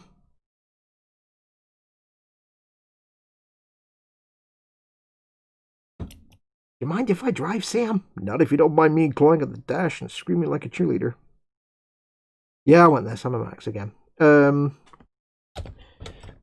I would recommend, if you want just for getting things off sprues, these are the Mr. Hobby, Mr. Tools, Mr. Nippers, I think they're called. They are really good. I've got my God hands, which are divine, but these are for real cleaning up little tiny bits of nubs and taking really tiny parts off sprues where they're connected with almost filament-like connections, like really small Bandai parts, where I'm not going to damage these. But these cost £1 billion. If you're outside of the Asian territories, so if you're outside of Japan or South Korea or anywhere like that, these will cost you £1 million. If you're in Australia or Japan or any of the Asian territories, you can probably get these for like $45. So if you can get them, these are great. The God hand nippers, but these are for delicate, tiny cleanup jobs. These aren't for getting stuff off sprue unless it's tiny. But I've started using the Mr. Hobby, Mr. Tools, Mr. Nippers, and these are my general purpose ones now. Before I was using my Citadel big industrial hardcore boys, but these are for like cutting internet, mid-Atlantic telephone cables. For getting delicate tiny things off sprues, they're just going to make the whole thing explode. So these weren't ideal. So I got these as a mid-ground between heavy duty and very, very light duty cleanup jobs. These are they do me really, really nicely. I did get the Meng starter set that comes with a pair of nippers and the file. The Meng starter set, the file is brilliant. That's it. The nippers were garbage. The nippers, I Within 2 minutes they went into my I might use them again one day for absolute desperate moments. Other than that, yeah. So the Mr. Hobby, Mr. Tools, Mr. Nippers, the green handle ones, these are really nice. They're like a medium grade. They're probably not fine enough for real delicate jobs, and they've got oil coming out of them again. I'd say they're probably a bit too heavy for real fine tiny jobs. If you're trying to get tiny components off a Bandai sprue, like, you know, the perfect, if you're trying to cut, in fact, when I was cutting pipes off the sprues for the Millennium Falcon, this is what I used because they're very delicate and subtle. These would have been a bit too heavy duty, but for average stuff like cutting Warhammer stuff off sprues, cutting normal size parts off sprues, these are great. They're at what, 20 quid, 25 quid, something like that. Paul Di Tomasa says Tamiya sharp point nippers or the Dispiae single. I never know how to pronounce that. Dispiae single blade nippers. Yep, that's a good selection. I have a lot of people say good things about the Dispiae nippers. I've just gone with what I could get from e-models, basically. So, Dave says if you want a good dual nipper that will not break the bank, I would look at the Tamiya ones. Yeah, I've got some Tamiya ones here. The side cutters. These are old now and knackered, and these will mangle anything I put them on. But the side cutters, these are good. These are not good enough for delicate jobs, though. These would not. You would not cut tiny pipes off the Millennium Falcon sprue with these. These will bend the plastic a bit. The reason I love these is because when you cut the plastic, you've got a piece of plastic like that, it's plastic sprue, and when you cut it, you get a nice clean cut. If you use these, it tends to squash each end. When it cuts it, snip like that, each end gets squashed a bit, and it can sometimes squidge out, and it can take chunks out. If you cut right close against the piece, it's going to take a chunk out of it because it kind of yanks it and pulls it. These are kind of half and half. They're not as nice and crisp edged as these, but they're nowhere near as bad as them. They are quite delicate, so they will give you a reasonably nice clean cut. These you can go right up to the part and snip the end of the sprue off, and you'll get a flush cut.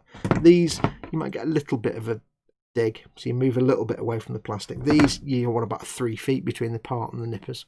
They're all right, but yeah, they won't break the bank. They're good general purpose, but I wouldn't use them for fine detail work. My nipper game is pretty bad though. God hand single edge nippers in Australia is 90 Australian dollars. Yeah, they're like 50 quid here, but also 50 quid shipping. These were gifted to me, and I was very grateful when these arrived. These were gifted to me. I could not afford. I would not have God hand nippers if these hadn't been gifted to me, basically.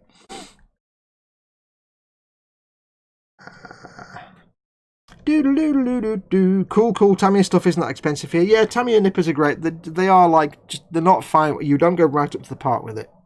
Stay a millimetre or two away, but you know, you'll find yourself then having to clean up that little bit of nub with a knife rather than I use my God hands. So I would say, yeah, they're good ones to start with. Get yourself some of them. I would, if you can though, save up for God hands. It's worth it, trust me. Just because you can go right up. Or the Dispiae ones, but I don't know anything about those really. Any of the Master Tools nippers are good. Oh, I've got Master Tools tweezers, which I really enjoy. Master Tools. Kajit likes the Master Tools tweezers because they tweeze very well. Right, so that's going to go on there. We do have this honking great mould line there, though, where the cloak is. So what I'm going to have to do, I'm going to have to fill this as well with the whatchamacallit, sprue glue. Now the advantage of these, actually I might not need to. I can squish that together. These creases here, I know you can't really see, but where the cloak goes over, there is a little seam line there, and I have squished them together, and some of the glue has squished up. It probably won't be enough, but the beauty of like filling a cloak or something like this is it's not a flat surface. So when we put some sprue glue on there to fill the gap and it dries, I can come in with my scraping tool and I can scrape it flat and I can sand it and I can file it. And as long as I keep this kind of curvy, undulating cloak shape, it'll be fine. It'll look great. So if you're filling gaps like that, it does actually work a lot better if it's on a cloak. Now here you see where this cloak attaches, we do have a gap there down the side where these two bits of cloak go together. And again, it's in a real piddly place to try and fix. What we might do here is just use the glue that glues the thing on, use that to actually fill it, because it's going to be too fiddly to get any kind of sanding tool in there. Let's just put a little dot of glue on the back there.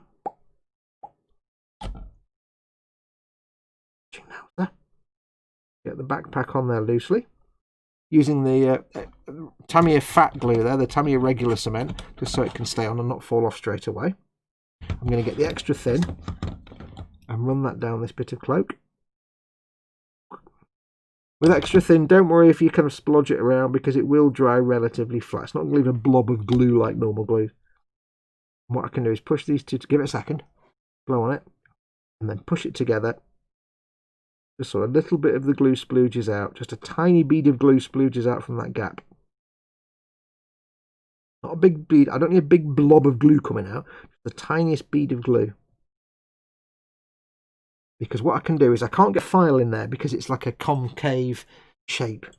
But when that's dried, I can take my sponge, my sanding sponge, and I can run it over that gap. Run it over this joint here. And the sanding sponge will just smooth off that little bit of plastic bubble that's bubbled out enough to fill the gap. I won't have to worry about that. That's the beauty of using the glue to actually fix things and fill gaps at the same time. But for these here, I'm going to have to do some sprue glue, because the glue that I put on there I don't think has been enough to seal that at all. We'll give it a try and see, but I don't think it will do any favours. Let's have a look, shall we? If I just gently try and scrape away. 5 or 10 minutes is enough to start getting an idea. I might get away with it using my Master mould line removal tool. Remember last time I said, if you got a mould, I'll sell that again. If you got one of these things, it's great for flattening down a flat surface where you're trying to get rid of a gap. Now, I squeezed these together and some glue came out, but not much. But the beauty of it is that where they've squeezed together, the glue will have filled the gap with plastic. So if I can take the surface down enough, I'll actually come down to, a bit like, you know, taking down the layers from Roman to Iron Age. I'll go down enough where I'm actually getting to the bit where the plastic's melted and filled its own gap. And because it's a cloak, of course, I can be a lot more careless. I don't think it's going to work because I don't think the glue's filled it enough. I'm just taking it off the raised areas here. I think I'm going to have to go in with the sprue glue anyway. Yeah, because it's not going to quite have filled in the little recess, I think, quite enough. Because it's a cloak, of course, I can be a bit more careless. That bit there, that gap's gone now. It's just literally filled with the glue that glued it together. That bit's gone. Perfect. And I've still left it as a cloak shape. This bit here, that bit's filled. It's gone. This bit here is a bit more tricky because the gap between the two halves was a bit more pronounced. So I'm either going to have to scrape away further to go down further to get to where the plastic's all moulded together, or just fill it. And filing it back again. This helps. Hold it up to the light and see. No, it's going to a bit of a gap there. I think I'm going to have to fill that with some sprue glue. I think it's not going to let me get away with that. Kind of hoping it would. Right, with a rough grade sanding sponge. You never know. Oh, I stand corrected. May have actually filled it. May have been enough. Now it's tricky to know because when you look at it, you see a shiny bit in between the two halves, which is where the glue is, and the plastic's melted, and you never quite know because the glue looks shiny, but it might be a recess or it might just be a shiny bit, and you can't quite see for sure. So I'm just holding it up to the light. I know you can't see this. A bit more work on there.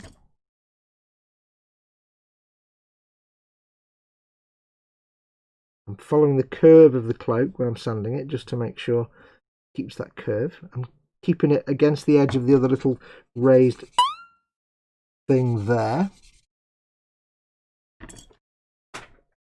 Ebony Delino subscribed. Thank you very much for your subscription, Ebony Delino. Get my words out. Welcome. I don't know if you're watching now, but welcome. Okay, that actually looks pretty darn good. For a brick, he flew pretty good. Now, I can't quite get to these bits down here, but I'm loath to put any filler or sprue glue on these bits down here because there's no way I could get in there to sand them properly if I did. That's why I'm really hoping for these bits I can just use this method. Note, by the way, it's literally been about, what, 10 minutes since I glued these two parts together.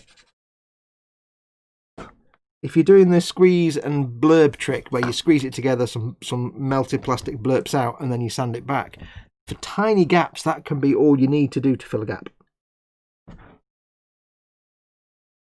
I've said it before many times, I am a lazy modeller.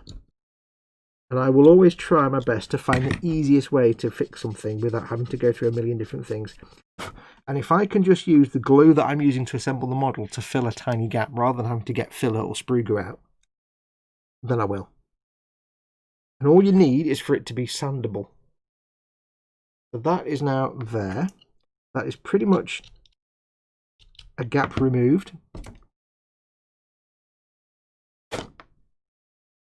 And that, if I wet my finger, handy tip, just wet your thumb or finger and run it over to get a proper idea, get rid of any dust. That is now, apart from the little tiny bit in there that I can't quite get to, that seam line is gone. Gone. Just not there. This bit here I'm going to leave for 5 or 10 minutes. I've got a thumbprint there. Oh, fudge.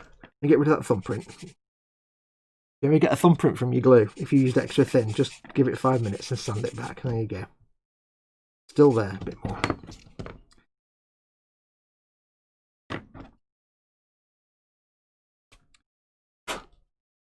There we go, that's better. I'll give that 5 or 10 minutes and I'll wait till I'll do it before I glue them on the base because I need to get the sanding sponge in there. But that will go in a minute, so we'll put that there for a minute and drop him, obviously. Obviously we want to drop him. I do need to drill out the barrel of his weapon. So we might do that now. I'll have a quick look at chat though.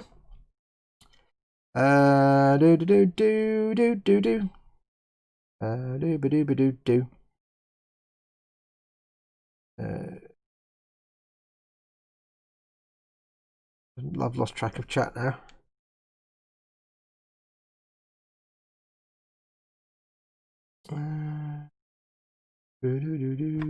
Michael Freeland is in. Welcome, Michael.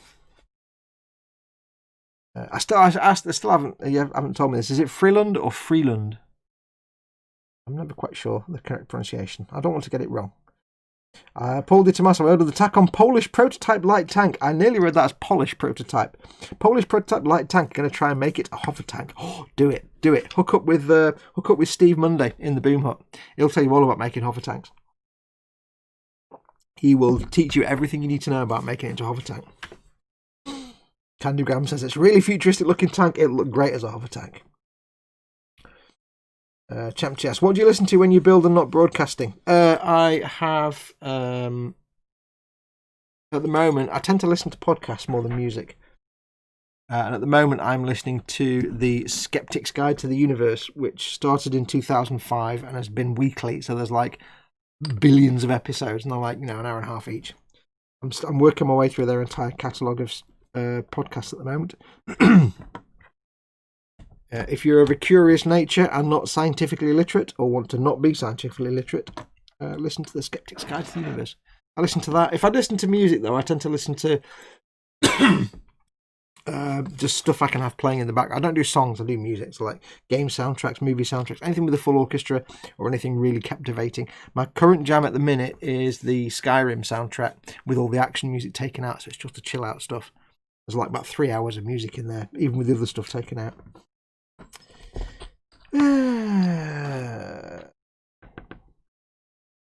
Also, same question to the chat. Whatever piques my interest at the time, says Paul Di Tommaso. Michael Freeland says a rather interesting mix for me. Paul Di Tommaso says right now while I'm here at work, it's Fox's live stream, various crime videos or history docs. Otherwise, Michael says, you're an artist. I could never be this good. Yes, you can. I'm going to move my dog tags. You absolutely can. And I'm not that good, but yes, you can. And the reason I do what I do, the reason I have this channel, is because I'm absolutely determined to show people that they can do what I do. And like I was saying before, I am a lazy model maker. If I can find a simple way to do something that otherwise would be really complicated, I will find it. I'm king of the weasels. I will weasel my way out of anything. And if there is an absolutely straightforward piece of piss simple way to do it, I know I said a rude word, a simple way to do it, I will do it. Because I'm lazy. I don't want to do the most complicated method. I want to do the simplest method. And a lot of this hobby is like, people see things and they think, oh, I can never do that because it's so confusing and complicated. It's a dark, like airbrushing, it's a dark art. I'll never understand it. I've not got the skills. And it's like, actually, you know what? You have, because it's not that complicated. I'm a card-carrying idiot. I am president of the Idiots Club of America. I know I'm British, but that's because I'm an idiot. And yet, I can do stuff. So, if I can do it, you can do it. And that's my entire reason for this channel, is to show you how to do these things that are actually a lot simpler than you think. And it's something I learned over many years as an artist. When you, let me drill this out without messing it up. When you do something, any kind of creative work like art or models or anything like that, when you do it, you know what you're doing. You understand the process, or at least you think you understand the process. You know what you've put in, what it's taken to do it. You know what's gone into doing that. But somebody who doesn't know, not often I get the hole drilled in the barrel perfectly first time. I know it's a plasma rifle or whatever, or is it a gravity gun? A gravity, I don't know, is it a plasma pistol or is it a gravity pistol? I don't quite know. You know, when you do something and you know what you've done to get that effect, to you it's like, you know, for example, you might paint the cloak red and then do a dark wash and then go back over with the red and leave the wash and the highlights. That's just doing a shade layer. It's dead easy. Red, shade, red. It's not complicated. But to somebody who doesn't know what that process is and just sees that cloak, they might think you've spent hours painting and blending, and they might think there's like 32 levels of paint in that, and they'll be like, wow, I can't do that. That's so complicated. And it's like, no, it's paint, wash, and it's slap on the paint, slap on the shade, paint on the paint, done. But they don't know that because they don't know the process and they haven't experienced it. And they don't understand it. And the one thing I learned as an artist over many years was what seems like a simple, easy process to the person doing it. I'm just getting rid of the rough edges there, by the way. What seems like a simple, easy process to someone who's never done it because they don't know how you did it, might be dead simple to you. What you think is an absolute doddle, quick bit of this and that, to somebody who's never done it and doesn't know the process will think it's dark magic. And that's exactly what my purpose is in life, in this channel, is to show people that that's not the case. So whenever people say, oh, I could never do what you do, you absolutely could, because I choose the simplest, laziest way to do it. You know, there might be a way to do something that takes years and years of practice. And for example, you know, trying to think of a simple method. You look at a model of a tank and it's got this beautiful dusty weathering on the tracks, on the wheels, and it looks like it's driven through dust and dirt, and the dirt's dried off, and it's got different layers of colour. And you've got like light coloured dust at the top, and then as you go down you get darker and browner to the bottom where it's a real dark brown colour. It looks like new mud compared to old dried mud. And to the uninitiated, that's like, I don't even know how you did that. That must be like hours and hours of work and lots of different products and skill and learning, and I've got no idea how you did that. And my simple answer is, it's dry brushing 3 colours and takes 5 minutes. It can be. There's other ways of doing it. So, yeah, for example, let me get this. Get that. Get that, an example. That weathering there. this weathering is exactly what I'm talking about. To the uninitiated, I must finish the figure on that.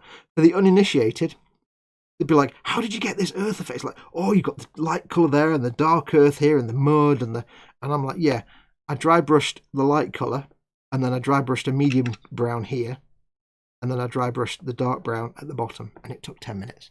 I did it on a live stream as well. And it literally took 10 minutes and no skill.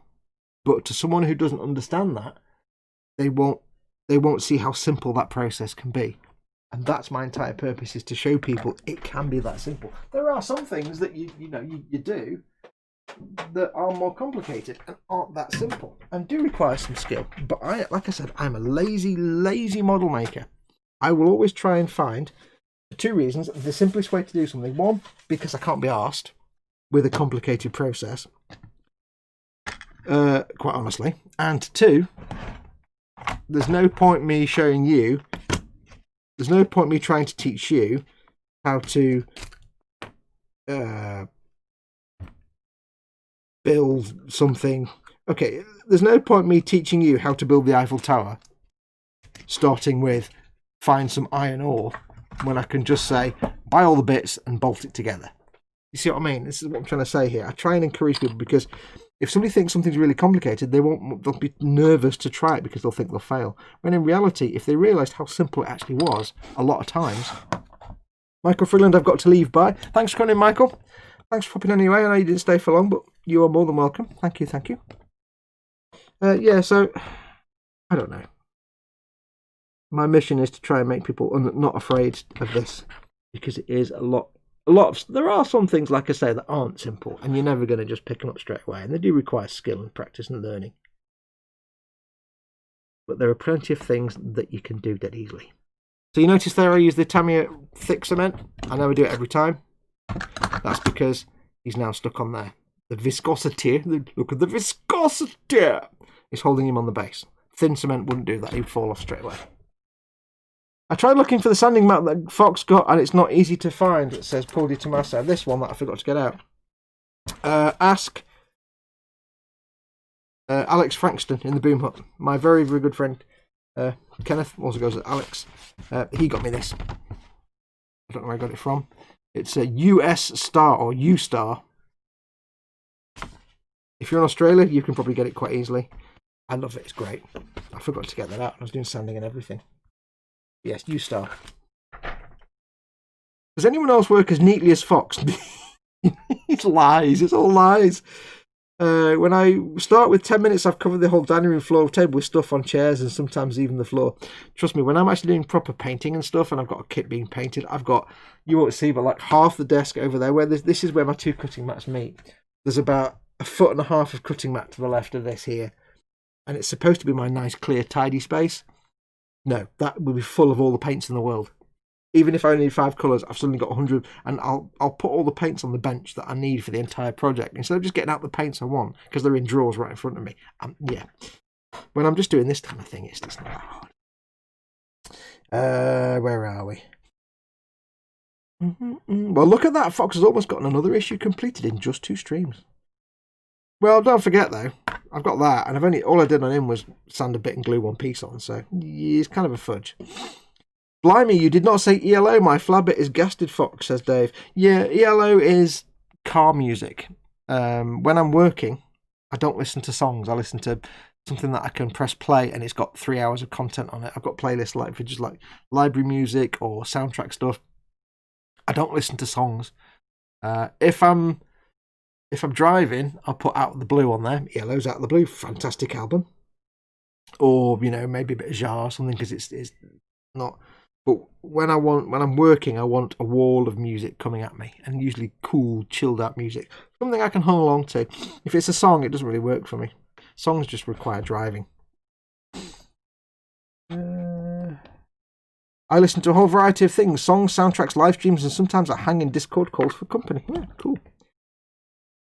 I used to not listen to podcasts at all. I used to listen to just music when I was working, but since realizing that I can download, I can get the RSS feed on my iPad and download hundreds of hours of podcast on my iPad, and then I can have my iPad on the desk while I'm working. Brilliant.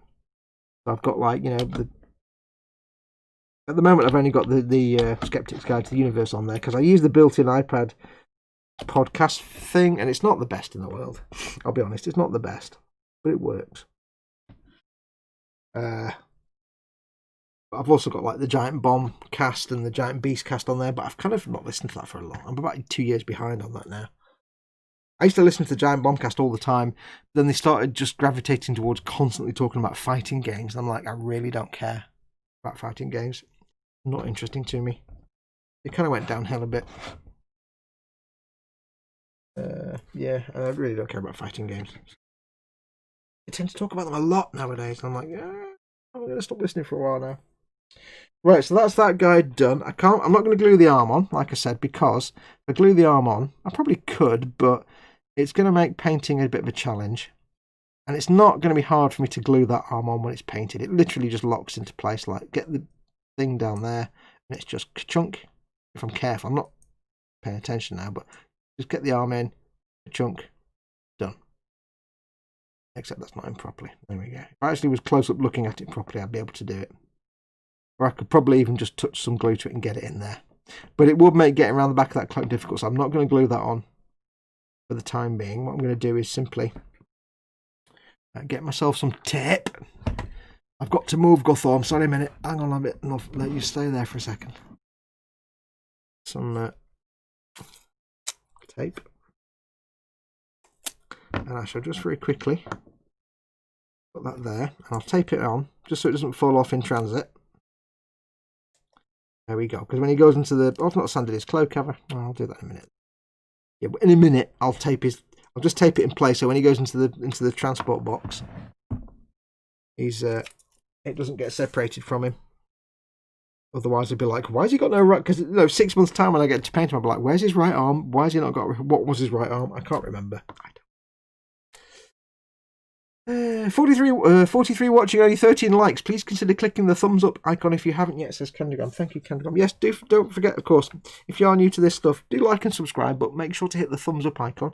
It really helps my video in the YouTube algorithms. It gets it up in the listings and more people watch it, so it really helps me out. So do hit the like button. If you don't like what I'm doing, then obviously you're more than welcome to hit the dislike button. I'm not going to stop you, but I prefer you hit the like button.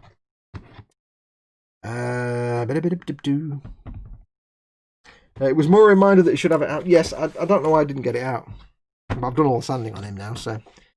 Yes, I don't know why I didn't have it out. I put it there ready, and then it was under the instructions for this dude, and I forgot they were under there, I think. When I'm drawing, I usually end up accumulating piles of supplies and reference books around me, says Weebadoodles. Paul says, at work here I have a small space to work in, so I've got to make sure things are organised, whereas my home workspace is currently unavailable due to other people's stuff being stored. Dope. Neat bench is a YouTube myth. It's all smoke and mirrors. You don't see the bomb site that's off camera, says Dave. Unless you watch Dave's stuff, in which case it's all a bomb site. His workbench is always a bomb site. You've got to be honest, Dave.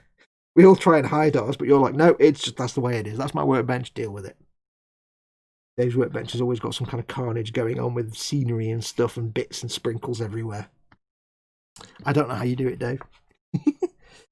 I use Pocket Cast as my podcatcher. I assume they have an iOS version of the program. It's served me well for all of my podcasts for the last year. I did get some podcast software, I don't know what it was, and it was like, I couldn't figure it out. All I wanted to do was download the podcasts and then have them in date order. That's all I wanted. And like, I downloaded 3 different podcast things, and they were all like, yeah, we've downloaded all the podcasts for you. Brilliant. And they start with the newest one first. Can I change that? No. I want to go back 15 years. I don't want to have to scroll down 15 years of the podcast every time I start listening to the latest one. But then you've got the iOS one, which does that, but it's not intuitive, and I had to go online to figure out how the hell to use it. Yeah.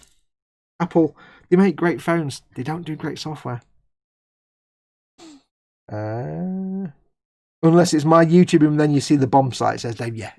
Dave literally like 5 minutes ago decorated that room and built the whole workstation. Within 2 minutes of that, the whole dev bench was just covered in nonsense and crap everywhere. It's like, how do you do it?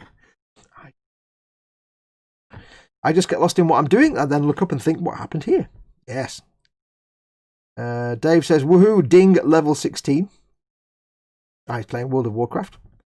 Is Ted or Chris or Ted streaming tonight at 6? At 8, sorry. I don't know if Chris is still in chat. If you're in there, Chris at Chris Models. Chris wasn't sure if he was going to be streaming tonight because his monitor died and he had to order a second monitor. I don't know if it's turned up yet. So I'm going to assume that Chris, if his second monitor's turned up, he'll be streaming. But if not, it'll be Ted doing his Baneblade. But I don't know. I already stuck my thumb up Fox at the start. And then, no, wait, that came out kind of wrong. Yes. You forgot your comma. Remember, folks, always remember your commas and punctuation. It changes. It goes from sticking your thumb up Fox to sticking your thumb up Fox. Yes. Right, anyway, so I'm going to quickly sort out this little seam we had here. Remember, we used the squeegee glue on this tiny little gap. And remember, this only works on the most microscopic of gaps that are easily filled. If you don't know what I'm doing, by the way, in case anybody doesn't know, I can see that's a specific feature. I can see how it would be very useful, but not as many other users asking for it. It says down about podcasting. I don't understand why you wouldn't want to be able to sort it in date order. If I'm listening to a podcast and I'm downloading all of them, there's going to be an archive. I want to start from the beginning. I don't want to work backwards. It's weird. Yes, if you don't know what I'm talking about, you've got two bits of plastic. Put them together. Let's do it that way. Put them together. You get a gap like that. If you're using a liquid cement that melts plastic like Tamiya Extra Thin, this stuff won't work. It's got to be Tamiya Extra Thin or any other equal extra thin plastic melting glue. This stuff's too thick to do it properly. If you do it with this stuff, it'll make a mess. You get the two pieces, put them together, you get the extra thin, put it in the gap. Give it 10 or 15 seconds, and then you squeeze them together. And the reason you can't use this, but you can use this, what will happen is it'll melt the plastic, and you squeeze it together, the plastic will bubble up out of the gap, like that, and you'll get a bead of plastic coming up out the gap. It'll squidge up, and it'll fill the gap. When this glue dries, it flashes off, it disappears, it just leaves the bubble plastic behind, and you fill the gap with itself.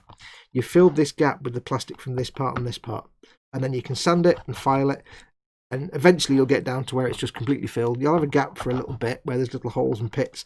If you keep going, you'll get down to just solid plastic and the gap is gone. You've not needed to use a filler. You can't use this because if you put this in there and squeeze it, the glue will go and come out, and you'll have bulbs of glue because it's thick. You'll have a bulb of glue sitting around, and it's more of a pain in the bum to clean up. So get yourself your thin cement, thin welding cement, squeeze it, give it 15 seconds. Squeeze it, and then that plastic will be there, and you can sand that back after 5 or 10, like you saw me do there. If it's tiny, 5 or 10 minutes, as long as you can just sand back the plastic enough, because what you'll have is, although you've still got a gap at the top, the glue will have filled kind of up to about here in most places.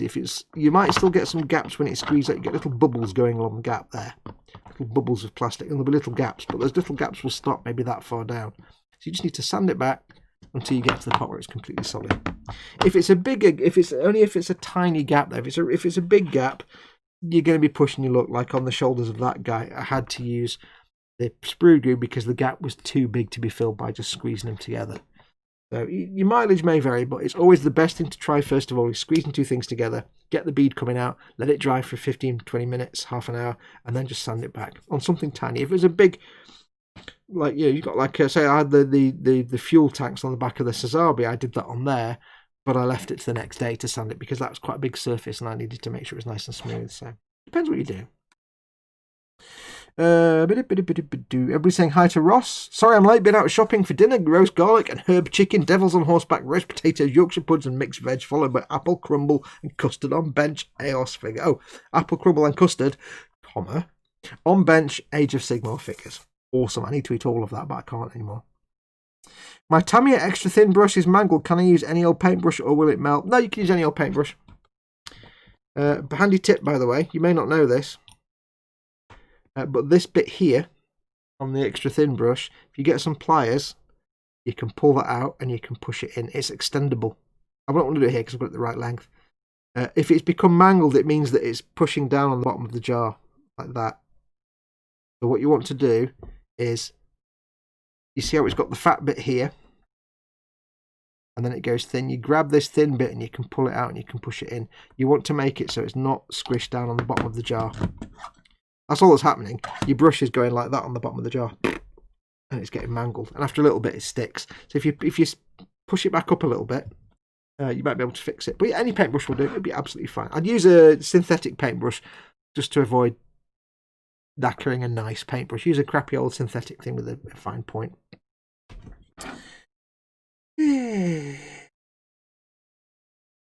Oh, hi, by the way, Dan. I forgot to say hi to Dan. Hi to Dan and Ross. Right, so that's there. I'm in the middle of doing... Oh, yes, I was going to sand this, wasn't I? So this tiny little gap. I can't really get many tools in there to sand it well, so all I need to do is very, very gently, and without pushing it off the base, I've just glued it to, get my sanding sponge in there and just run it along, just to get rid of any little blebs of glue that have beaded up and stuck out. I can't really do too much here. I should have done this before I actually stuck into the base, and I was going to do that and I forgot. But hey, what are you going to do? This is just to smooth it off very gently. There we go. That's all that's needed. Now I can still see a slight texture in that gap when it hits the light, but that's because it's got shiny glue on not so shiny plastic. Once that's got primer coat on it, you won't see that. It's literally just taking the top off that little bead of glue very gently, literally microns, and just enough to hide it. Now it might well be that you can still see a bit of a gap there. It might be a bit obvious when it comes to being painted and stuff, but by the time I finish with it, it's going to have some weathering on the bottom of the cloak anyway that'll hide a little bit of it. It'll just take your eye off it. You're really just taking the edge off. That should be pretty much invisible once it's been primed and got a layer of paint on it. There you go, that's that dude done. Yay! Yes, he says, wow, thank you. Yeah, most model makers didn't know this, that you could pull that brush in and out, this end piece. When almost everyone I've known has gone, wait, what? I didn't know this till about 2 years ago when somebody put a picture on Facebook. I'm like, wait, what? You can... Whoa! It blew my mind. I didn't even know that was a thing. I had not a clue. So yeah. There you go. So I'm going to put that there. Like I said before, I'm just going to tape this to him just loosely, just so that when I put him in the travel box, that's not going to fall off. There you go. And I've written all the numbers on the bottom, so if it does come apart, I know he's issue 65. I can go and look him up and then see what his other arm's supposed to be. That's them two done. Poons wrapped in bacon. What are poons? Says Darren. I don't know. What is a poon? What's a poon? In a piece of personal excitement, I got a new van this week. 2015 Ram ProMaster City, says Dan Kramer. Cool, that sounds very American. Has it got a grill the size of a house on the front? Oh, prunes. Prunes wrapped in bacon. Oh, okay. That sounds good, actually. I don't mind prunes. Is it a big-ass truck with a huge grill? Does it make growling noises? Can you fit like 13 extra-sized coffees in the dashboard? Is it a van or a pickup truck? I can't find a model of it, which makes me sad. I know. I'd love to make a model of my actual car, but nobody makes a model kit of a 2020 Ford Fiesta. Hey ho hum. That's why when I did that naked old Transit, I painted it light blue and put the shark mouth on it because I thought, well, it's a Ford. I'll never get to paint my model and make a model of my car, so I'll do it as a van.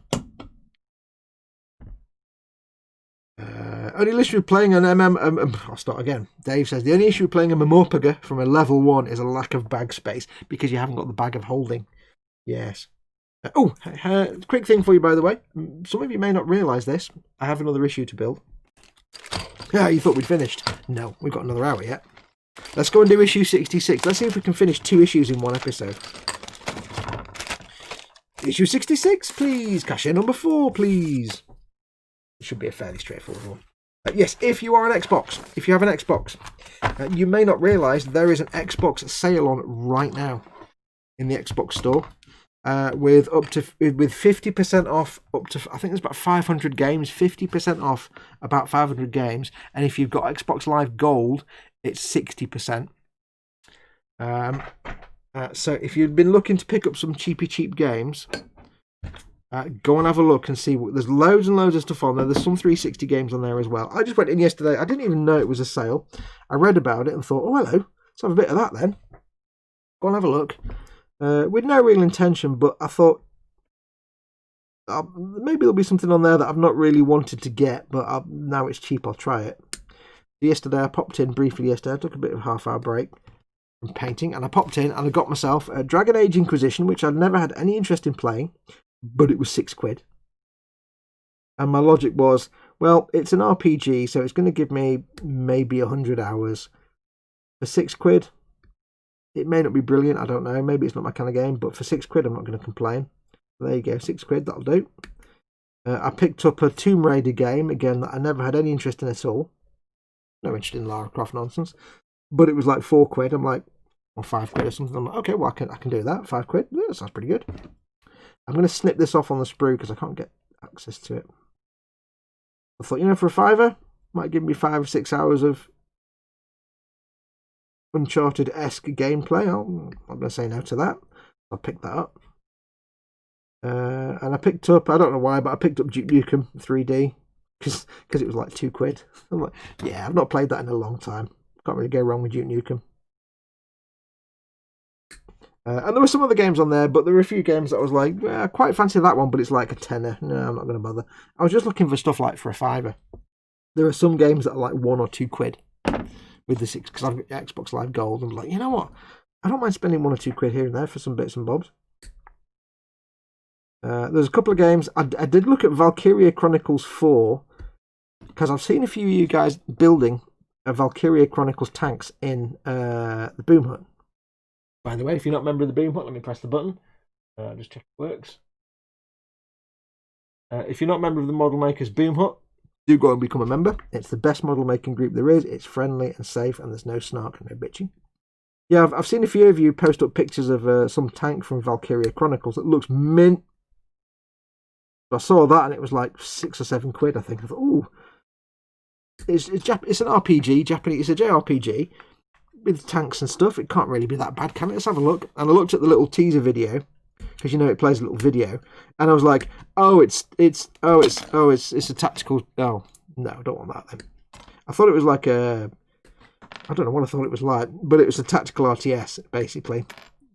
Like Brothers in Arms, but with more tactical stuff. And I'm like, oh, in that case, no, I'm not interested. But it looked pretty good. So yeah, if you're on Xbox, go and have a look at the Xbox store. After the show, obviously. You might find some sweet deals on there. There's obviously all the usual stuff for like 20-30 quid, but it's 50% off or 60% if you're on Xbox Live Gold. And I think there's some loads of sweet deals for Ultimate members as well, but I've not got Game Pass, just Gold, so may as well go on. If you've got a little bit of money spare, go and check it out. There's some 360 stuff on there as well, and it's, you tell you what, some of that 360 stuff they're still selling it for like 15-16 quid. I'm like, really? Like 10-year-old game, 15 quid? I don't think so. I love that noise. You can't really hear it, but little plinky noise. Hang on, second issue in one stream. Who are you and where is Fox? Yeah, but I'd mostly finished him, don't forget. So I've only done one guy so far. Also, he's a bit bigger than the other one. He's like dad and son. Dad! It's a rebadged Fiat Doblo. It's meant as a small urban delivery van. Okay. Like Ram Pro Master City. I've got this imagine like some big American thing with a massive grill on the front and like 400 wheels. And I know what a Fiat Doblo is. Okay, that's cool. I like the way they name it then. It's Ram Pro Master City. My favourite van of all time has to be the Renault S Cargo. Letter S dash cargo, the word cargo. Because it's French escargot is snail, and it's like snail shaped. The little van is snail shaped. You can't get them over here, but it literally looks like a little snail. It's called the escargot. And S. Great. I love that sense of humour. If you have another toon that is able... Oh, start again. Dave, if you have another toon that's able to craft the bags, use the mail system to send them to any new toons. Why are they called toons? Why is your... Like, you start a game, like an RPG, you start your character, and that character's called a toon. Why are they called toons and not, like, alts or something? I don't know. Don't get why they're called toons. Weird. Yes, I've got, so I've just started Dragon Age Inquisition literally this morning. I've turned it on and did my character generator, which was quite refreshing because I chose to be an elf. I've no idea because it's like old school, it's like Oblivion where you don't know anything about the game, but you're forced to make your choices based on information you don't have yet. Like, if you are this character, you can use these skills. I don't know what power of the tree dwellers means, but you know, hey, whatever. So I chose to be an elf so I can do ranged combat and ranged combat and knives. And it was quite refreshing because it's basically, here's the character screen, you're a female. No choice, you're just a lady. There you go. I thought, that's kind of cool. I like that. I've never actually played as a lady before. I always play as males. And it's generally because whenever I played a game, you've got the choice, and because I don't really fart about in the character screen. I just go, what are the presets? That one looks the least gormless, and usually the female characters look gormless, and the males have a few more passable ones. So whenever I play Fallout, it's generally been a bloke because the females look even more gormless than the blokes. But I was like, okay, cool. Your presets don't look gormless. I'll play as a lady. Cool. I've never played as a lady before. Unfortunately, you get a choice of two voices, and one of them is typical English sort of voice, and one of them is, I'm sure she's the woman that plays Lydia in Skyrim, but maybe not. There's like the female British English Rose voice and the American slightly sarky Femshep voice. Well, okay, well, I'm not enamored with the voice choices, but there you go, it doesn't really matter. Yeah, I did my character generation on it this morning. So I've never played Dragon Age, I've got no idea. I just remember in the back of my head, oh, it's an RPG, it'll give you a big chunk of stuff to do for hours and hours and hours. And for £6, if you're selling me shonky gameplay, even ropey shonky gameplay that's not that interesting, if it's £6, I'm not going to say no. Let me put this bag down there, hang on. Tidying up with things falling out everywhere. Yeah, £6, I'm not going to say no. So £6 for Inquisition and all the DLC. Why do you cut up the sprue? Asks Chamchi. It's a force of habit. When I finish the sprue, I could just put the sprue in my. I've got a bin bag on the bench here for my rubbish. I could just dump it in there, but when it comes to squish the bin bag down to take the bins out and put it in the bin outside, it makes you a big pointy bag, and things tend to pop through the bin bag and rip it. So if I chop them up, it just takes up less space in the bin bag, basically. Or are you making filler? No, I don't need any filler right now. I've got my sprue goo. And I think the last time I made some sprue goo, I used blue polystyrene from Space Marines because my sprue goo is kind of a bit blue. A little bit blue. Yeah, I've got loads. I don't need any more yet.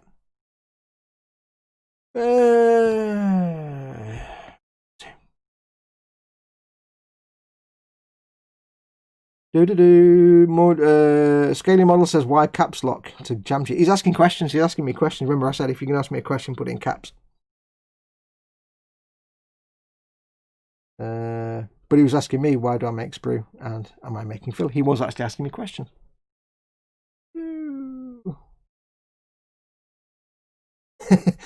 Isn't that the form for questions to Fox? Should I get on the naughty step to Dad? And Dave says no room on the step. That's mine and Paul's seat. MMO slang is more Yank Canadian origin, says Mordraka. You'll have to sit on Dave's knee, says Dad to Chamchi. You don't want to sit on Dave's knee. Dan Kramer, I found pictures of the Nissan S. I thought it was a Renault. I found pictures of the Nissan S cargo van. That's adorable. Yes. I've got this little spiky bit here, and I'm like, it's like stabbity, but I can't resist it. Jennifer Hale is the voice actor you're thinking of, Fox. I don't know who Jennifer Hale is. Is that the sort of slightly attitudey American style or the English Rose type voice for the English? I don't know.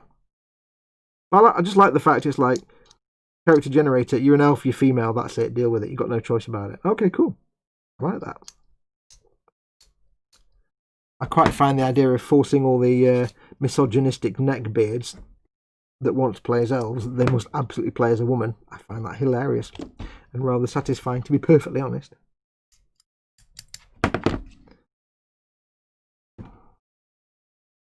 Oh, Femshep. Oh, right, yeah. I don't actually remember what Femshep sounds like. It's been a long time since I played Mass of the Effect. I played Mass Effect 1, never finished it. Played Mass Effect 2, finished less of it, and I don't think I think I started Mass Effect 3, and I don't know. I got very confused. I think I liked the promise of the game. You know, because when the first Mass Effect came out, it was it really was almost revolutionary for a console game. If nothing else, it was like this big sprawling thing, lots of things you can do. It was amazing. You know, this is my favourite store on the Citadel. All that kind of stuff was great. It looked fantastic. It was amazing. But the gameplay for me didn't really stack up to all the amazingness of the world. It didn't float my boat as much as the setting. The setting and the, you know, walking around talking to characters and stuff, that worked nicely. But the actual gameplay itself didn't really stack up for me. Then again, that was at a time when I wasn't into any kind of, like, I hadn't played Fallout 3 at that point, and I had no experience of any kind of RPG mechanics, so maybe it was just inexperience on my part. I do not know. I do not know. Reggie Model is in. Hello, hello. I don't know why, but I prefer playing the woman in Fallout 4, says Dan Kramer. Yeah, playing as Nora. She does kind of look marginally better than Nate. If you go through the preset faces. But that's the thing, though. I mean, when I did my current playthrough for Fallout Friday, I went through the presets, and they all look gormless apart from the one I've got. I don't know if they're randomised, though. I think you get different faces every time.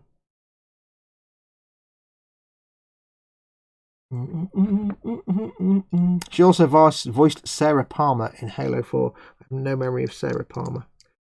As a bit of an indictment to how crappy Halo 4 and 5 were, I kind of have no memory about them at all. I can talk to you about Halo and Halo 2 and Halo 3 till the cows come home. Well, maybe not so much Halo 3, but Halo 1 and 2, yeah. Halo 4, I can't even remember anything that happened. I don't remember what happened to Cortana at the end. I can't remember what happened with the Forerunners, or the Librarian, or the Didact, or I vaguely remember the Didact as a character, but I don't remember what they did. I've got no memory of anything. Same with Halo 5. I can't begin to tell you anything about Locke. He was chasing the Master Chief, but then they were after the Master Chief for some reason, but they weren't. Yeah, none of it made any sense. And it was absolutely garbage. So, no memory of those games at all. I can barely even remember what happened in ODST, and that was a good game, but it was. I'd gone off Halo by that point, so I can barely tell you what happened in ODST, to be honest, apart from Nathan Fillion was in it. As Butch or Tucker or Bush or Bing or Bob, whatever I don't know his character was called, I can't remember. Did you ever play Knights of the Old Republic? No, not played that. I think I got it. Oh no, I think I thought about getting it because it's on Xbox and it was a Games with Gold. I think I did get it. Oh, maybe I didn't. And I thought, oh, that was quite good. And then I watched somebody playing it and was like, oh wait, it's a real kind of tactical. Oh no. And I lost interest in it just by watching a video play it. And when I realised it wasn't just like real, like third-person shooty, it was, yeah. Because to me, Dark Forces was the Star Wars game. Because there was no force powers nonsense. There was no third-person nonsense. It was literally first-person, run around, shoot dudes, there you go. Now, looking back on it today, this is when it came out. Looking back on it now, of course, it's impossible to play because it's a horrible game to play because it's in the days before first-person shooters. So it doesn't have any of the normal conventions. But if you could just make a first-person shooter with a semi-open world, that'd be nice. Doesn't necessarily, but just a first-person shooter with no force powers.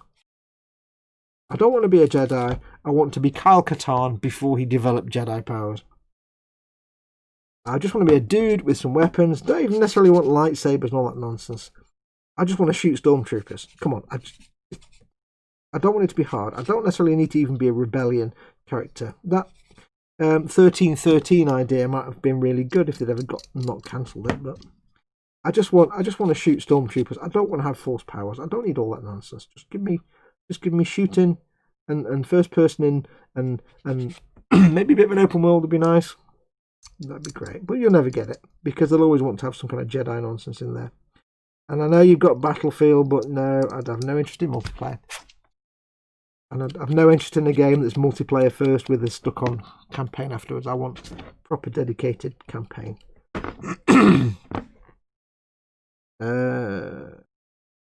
She voices Crimicius Alcassi and Ser Ruth in DA1. I've never played any of the Dragon Age games.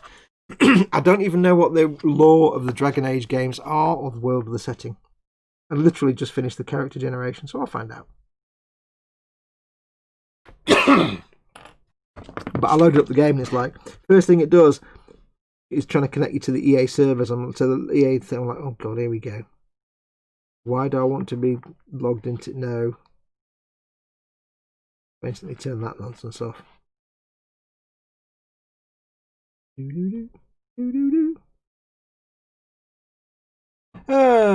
Finally finished work for day 7 or 9. Bring on Wednesday, says the Raging Modeler. Yay!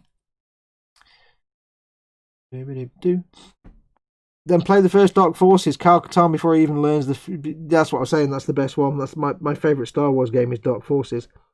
When it came out, I tried playing it about a year ago and it's actually garbage. Because it's not garbage, but it's almost unplayable. Like, you can go back and play Duke Nukem 3D.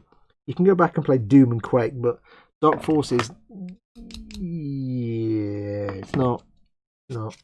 It's alright. You have the Dark Trooper. Great stuff. Stabity. You can tell it's a Death Guard. He's just stabbed me. Yeah, Dark Forces 1 was fantastic because it was all bitmaps, sprites, and that was a good first bit. That was in the early, that was like 1994 or 6. You know, it was when we had our first computer in this house, our first actual computer. You know, Mama Fox had got herself a computer for stuff. It was a 386, an old Windows 3.1 386 processor. Oh yeah, and that was the first proper computer game I ever owned. Dark Forces. That was good. We're going back and playing it now. Got it off good old games. It's like trying to get it to run on a modern computer is a challenge in of itself. But yeah, somebody needs to make. They need to just do a good modern first-person shooter, not Battlefield style, not COD nonsense. Just give me a simple, well, not simple, but give me a good campaign. No nonsense multiplayer. We don't care about that.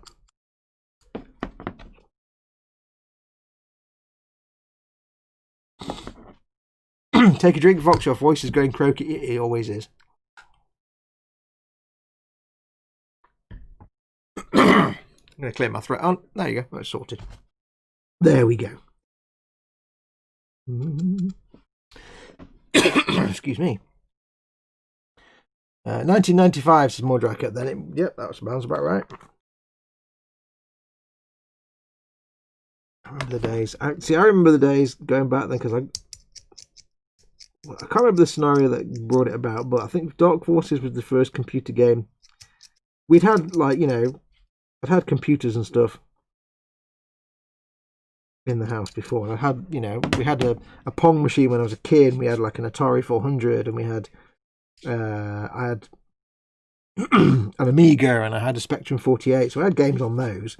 But as in terms of proper PC games like we would recognise today, Dark Forces was the first PC game I ever owned.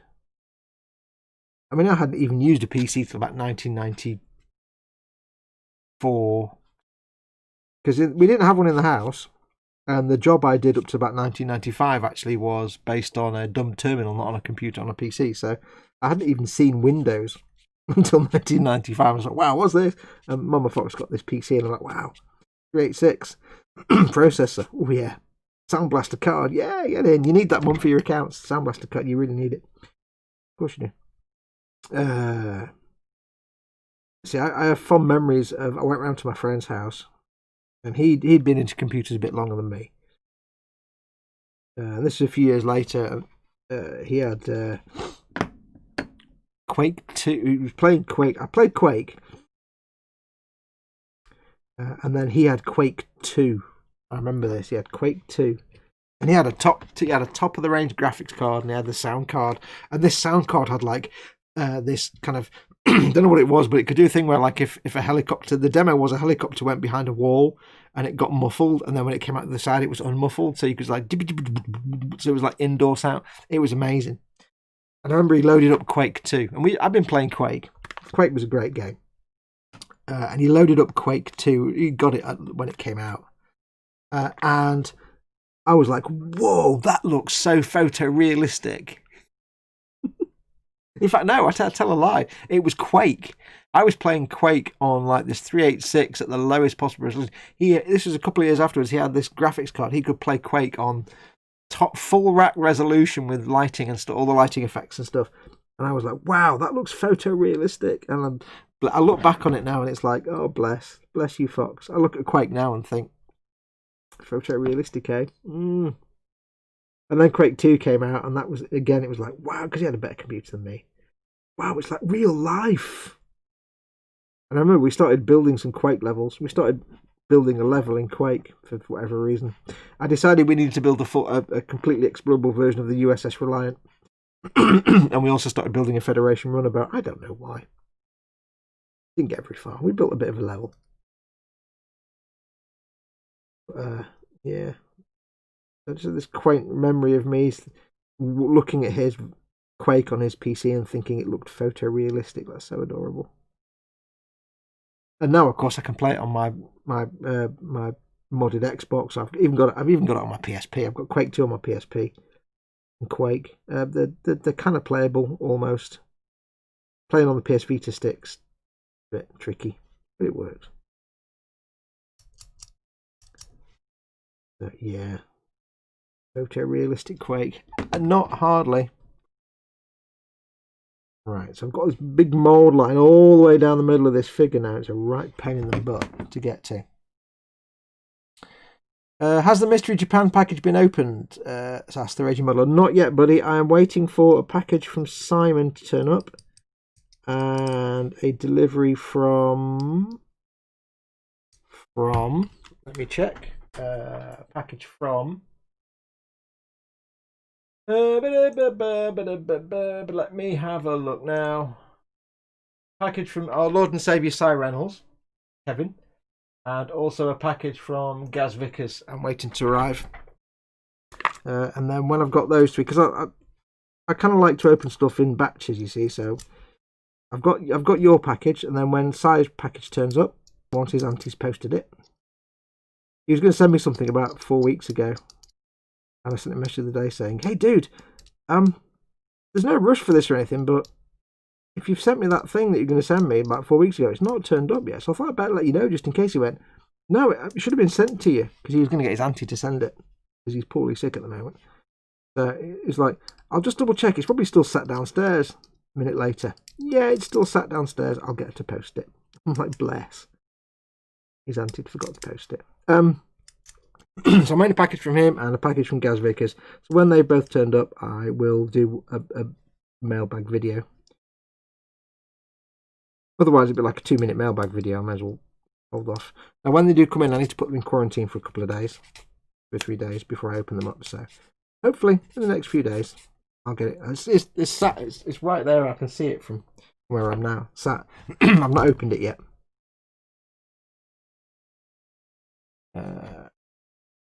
No problem, just hope it's the thing I ordered you. Well, I don't know, we'll find out when I open it. It's not moving around, so it's not anything live. I had a lot of fun with Dark Forces. I really love the story in KOTOR, though. I really wish we could get a remaster with a better engine. I mean, if you get it on Xbox, it's tweaked up to 4K.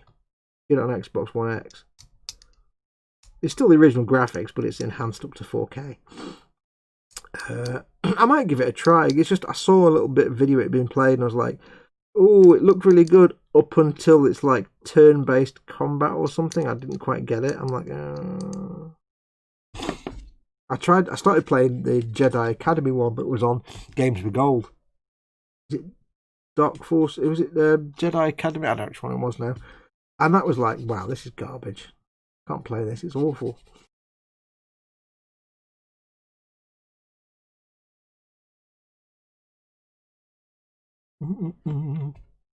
Oh.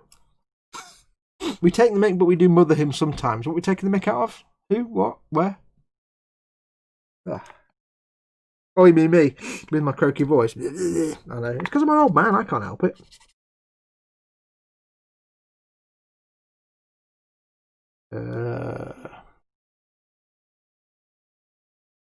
Anyway, whatever it is, Raging Modeler, I'll still be grateful.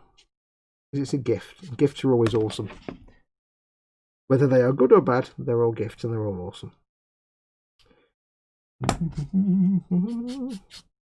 Right, so I'll get these bits cleaned up and then we can assemblate him and then we're done then.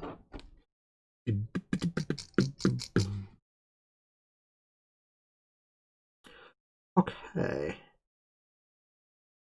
As good as I'm going to get that. Bit of fluffy stuff down in the corner there.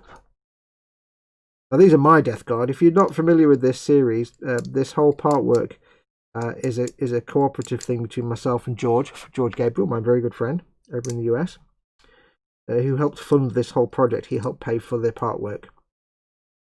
So we're splitting it. George will get, when I can, one day eventually, when there's a vaccine, I can go to the post office and post things. George will one day get all the Space Marines, and I will get to keep the Death Guard. So obviously with the Space Marines, I'm being very careful to clean up all the seam lines and mould lines and do the best possible job I can on those. With these guys, I'm not too fussed. These guys are Death Guard because I'm keeping them. I can take my time. I can cut corners where I want to. I can paint them tabletop quality if I want to, rather than display quality, because I probably intend on playing these at some point. So anyway, I'm going to have an army to play. I don't really want to have display quality minis that I'm going to then try and play on a table and they'll be ruined within a month. I'll probably paint my guys at tabletop level, but George's will get a bit more than that. Unless George specifically wants to be able to play with them, in which case I might tone it down a bit. We haven't decided yet. Oh. Paul, did you hear that? He said any gift is good. We consider anything. He said that. Muhahaha. Yeah, any gift is good, but it doesn't mean I'm going to, if you send me, I don't know. I'm not going to give you any ideas, but you send me something dumb that's got no purpose that I'm going to hate, then I'm still going to hate it. The Mayhem says behaviour, loon. Painting, FFS, assembling. Oh, what itchy nose. What I would really want is for someone to make a Fallout 4 mod to make it into KOTOR better combat mechanics by far. Oh yeah.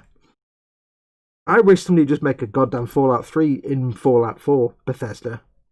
I know it's not a small undertaking. All the people saying, oh my god, why can't Bethesda just remaster Fallout 3 and Fallout 4 so you can have the good combat but with the better graphics, but with the better characters and plot and location.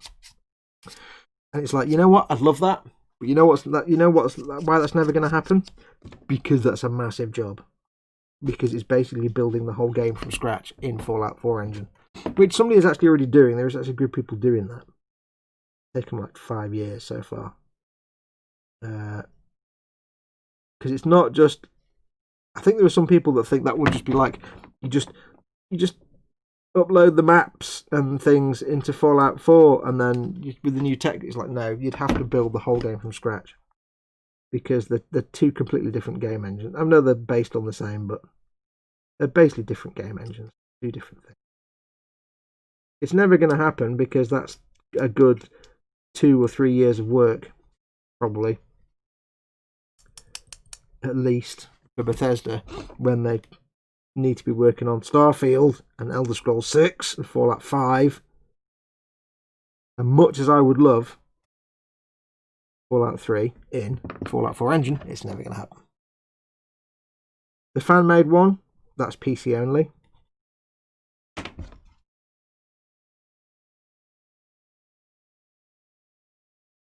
It looks good. I can't remember what it's called now. But yeah, it looks good. Has he been painting the one dude since he started? Oh, I see.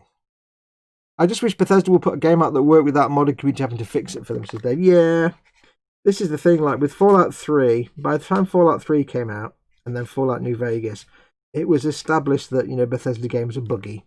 And it was kind of taken as a kind of almost charming thing, like, oh, look, things that are a bit janky and characters have to run to their positions, and yeah, here we go, and look, Doc Watsit's got a spinning head. Oh, Bethesda.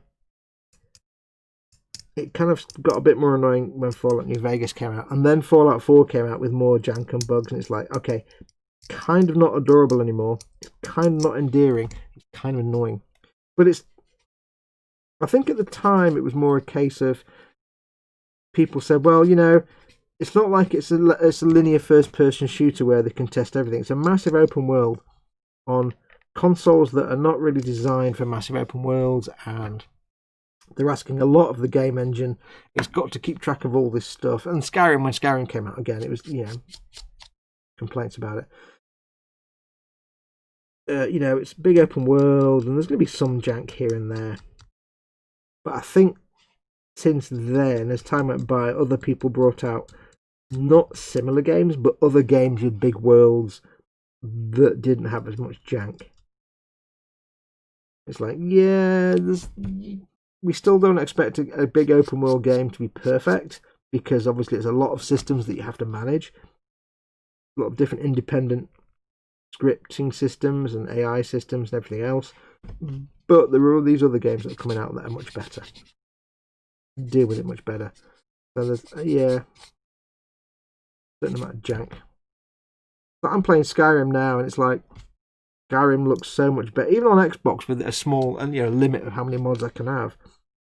Mods that have just made it so much better to play because it looks better. Playing Fallout 4, you know, again, mods that make the world look better. I've got a mod that gives me real time. 1 minute in the game is 1 minute in the real world. That changes everything.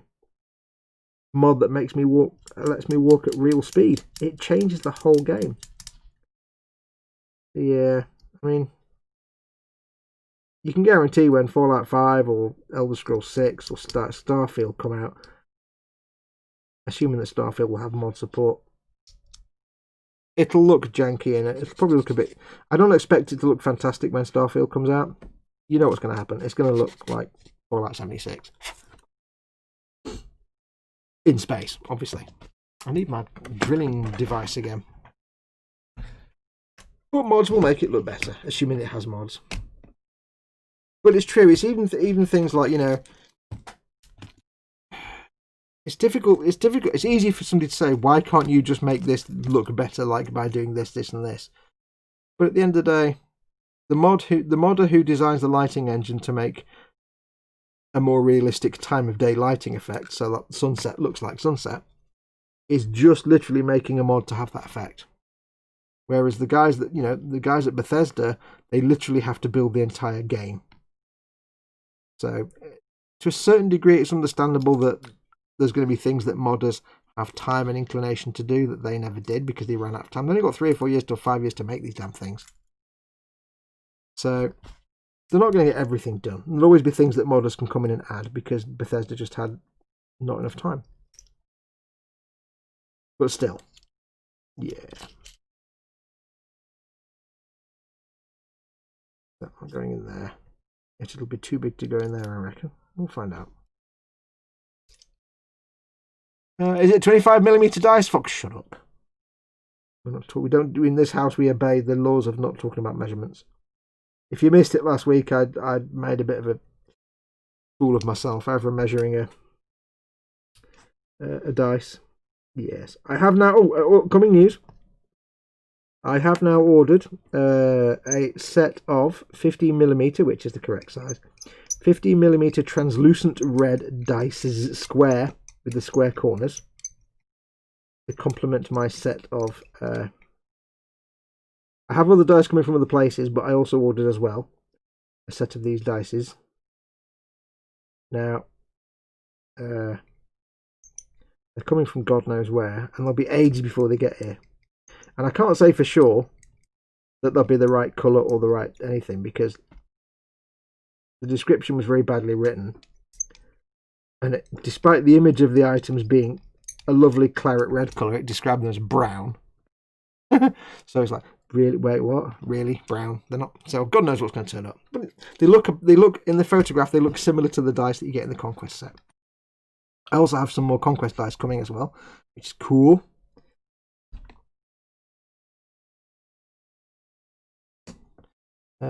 Wanders in and sits down, puts the coffee pot in the centre of the table. Morning all. And my macaw says, "Hi, oh, hi, hello, hi." Lol.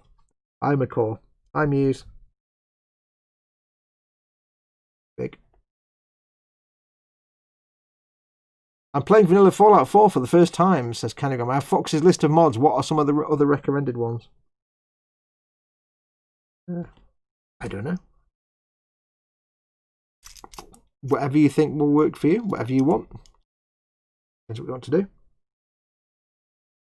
Do pay keen attention, though, to when you look at a mod, read the description. Because some mods, same for Skyrim, some mods have to be in a specific order. Some mods will say this needs to be at the bottom of the load order or the top of the load order. Some mods may have 2 or 3 mods in the same set, and they may need to be in a certain order with themselves. Some mods that you'll get the mod and then a couple of extra mods to patch it to be compatible with other mods. You need to put them in the right order.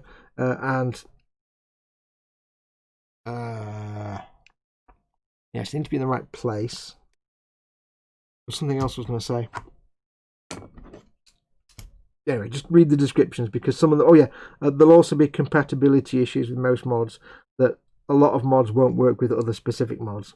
You can't just get like every grass mod or every lighting mod or every time of day mod, because you might find that a specific weather mod may not work with. You might look at a mod and think, oh, there's a mod for trees. It makes a million more trees, and the trees are all dead excellent. And then it might say, this is not compatible with True Storms. And you might think, oh, but I've got True Storms, and I love True Storms. I don't want to get rid of it, so I can't have that mod. Always read the descriptions. It will tell you about the compatibilities.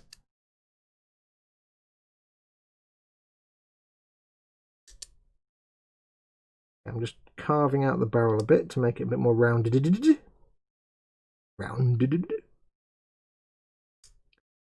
I wasn't quite in the centre on this one. There's no biggie, because I can carve out the barrel. Carve out the barrel there. Okay, we'll drill a bit in there just to clean up a little bit. Dave says, Skyrim on the PC I'm running with 367 mods, and Fallout 2 is at 232. Yeah, on consoles you've got a bit more restrictions than that. I think on console, Fallout 4 is 2 gig, I think. And Skyrim is, I don't know how much. But thankfully in Skyrim, a lot of the mods I've got in Skyrim are actual, just small data mods. They're not assets and stuff. They're just small things with, small, like 5 meg or, 675k, little tiny mods. Now that's not perfectly carved out on that barrel. It's a bit rough and ready. It's not exactly circular, but then again, it's kind of a gnarly weapon that I can paint disease and decay onto, so I'm not too fussed. I really like the mod Everyone's Best Friend. It lets you have humanoid companion and still have dog meat with you. All the mods on my list that I put in the thing the other day, they are the kind of ones I use at the minute. There'll probably be lots of other ones that are really good. There are lots of mods that I want, or that I've seen and thought, oh, I fancy that one, but I've decided not to get them because I like the mods I've got, and I'm full on Xbox. I've only got like about 50 meg left space, and it's like, well, I want these other mods, but I don't want to have to give up this, that, or the other. So, like in my own personal playthrough, I'm not playing with dog meat, so I've got rid of all the dog meat mods and made space for other mods. But if I was playing with dog meat, of course, you kind of have to have the dog meat mods to make him less aggressive and other bits and bobs. Otherwise, he's just an impediment. In the vanilla game, dog meat's more of a pain in the arse than anything else. He just gets in the way. Whereas if you use the mods, it becomes a much better companion. But then again, if you're not running with Nick Valentine, then what are you doing? You're doing it wrong. Okay. Time are we on? 46. I think we'll get this guy finished. I think we will. Go for the mods that make it look better, Jeff, says Dave. Yeah. I don't even, it depends what platform. If you're on Xbox, then you have got a limit of how many mods you can run. So pay close attention to, you know, how many you've got, how much. Every now and then load up your load order. It'll tell you on the load order screen how much space you've got left. If you're on PlayStation, half the mods you won't have access to because you can't use mods that create new content. So if you've got a mod that adds textures for trees on Xbox, you can't have that on PS4.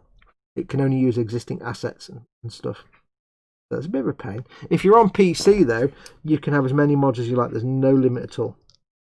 Just go for it. Go for what I've got on my list and then add a million more. Like Dave's got a billion of them. On PC, you can get that game looking like a modern game. It'd be fantastic. Right, I think that's cleaned up. Oh, I think that's it. Good thing about these more modern Death Guard minis, well, 2 or 3 years old, is the mould lines are very, very hidden and subtle. Much easier to deal with than on these old Space Marines that are 5 or 6 years old.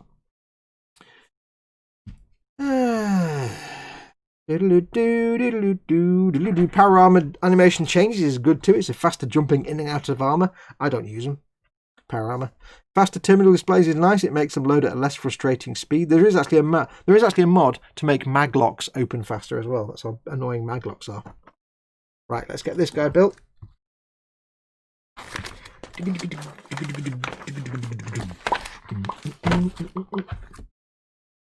But there are some frustrating lacks of mods like Skyrim. I want to play Skyrim real time. 1 minute equals 1 minute. But I think the engine won't allow it. But nobody's made a mod for that.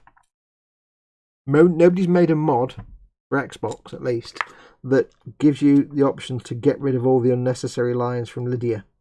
So, because if you talk to Lydia in Skyrim, and you each want to say swap equipment, like give us some of your stuff, you've got to go through the 13...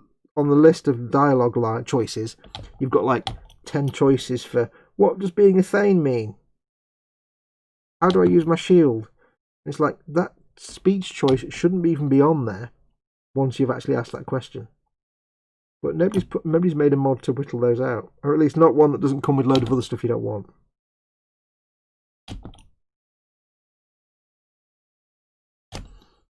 Which is a shame. Which is a real shame.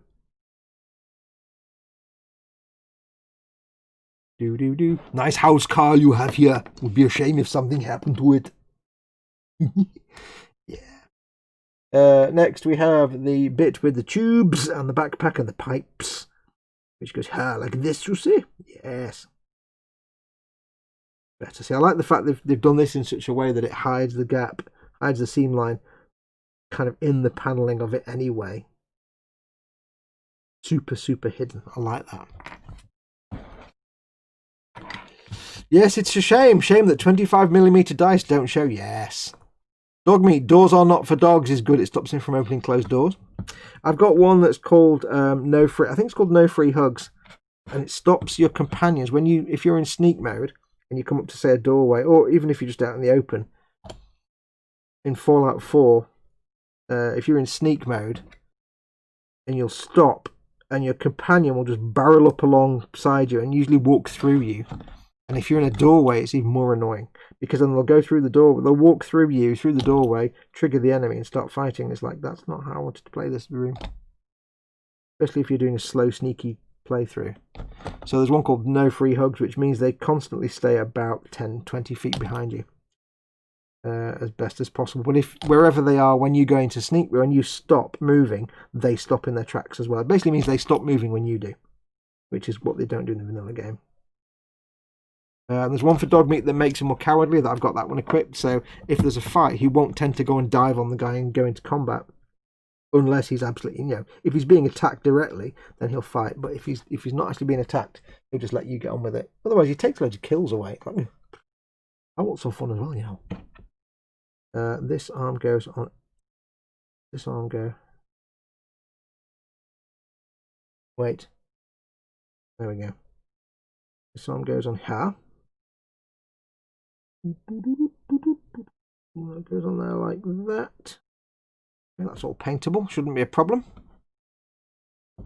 Mayhem says, "You came here in that thing? You're braver than I thought."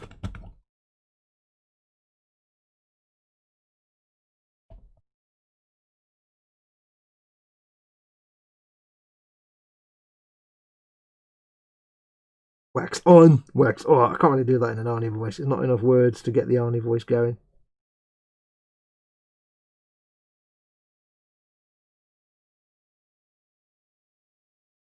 On there.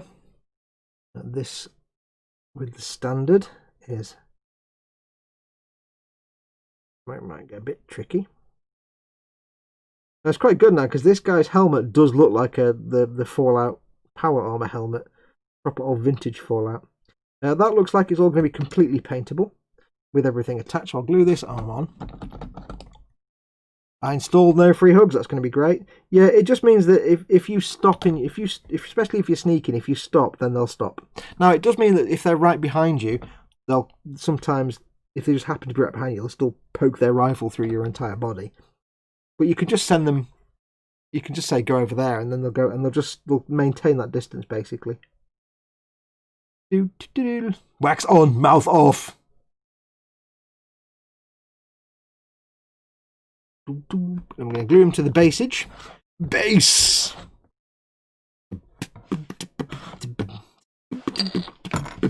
I'm not sanding anymore. Oh, hello.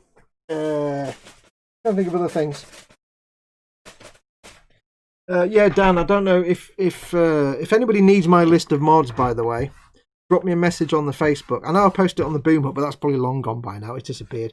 If you want my list of the mods that I use on Xbox, even if you're not on Xbox, it might be a handy guide, because most of the mods I've got are available on PC as well, and some are on PS4. If you want a list of the mods I use, just drop me a message on Facebook and say, Fox, tell me what your mods are. Give me your mods. I need your mods, and your motorcycle mods. And I shall give to you my list of mods, which I think they might be a little bit out of date, but most of them are on there, I think.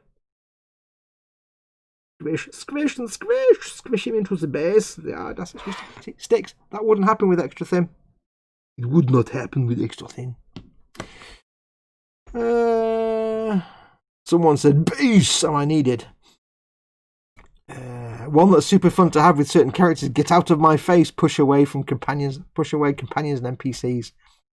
Full dialogue interface. Oh yeah, I've got a couple on the Xbox version. There's one that gives you the full dialogue, so you can actually see what your speech options are.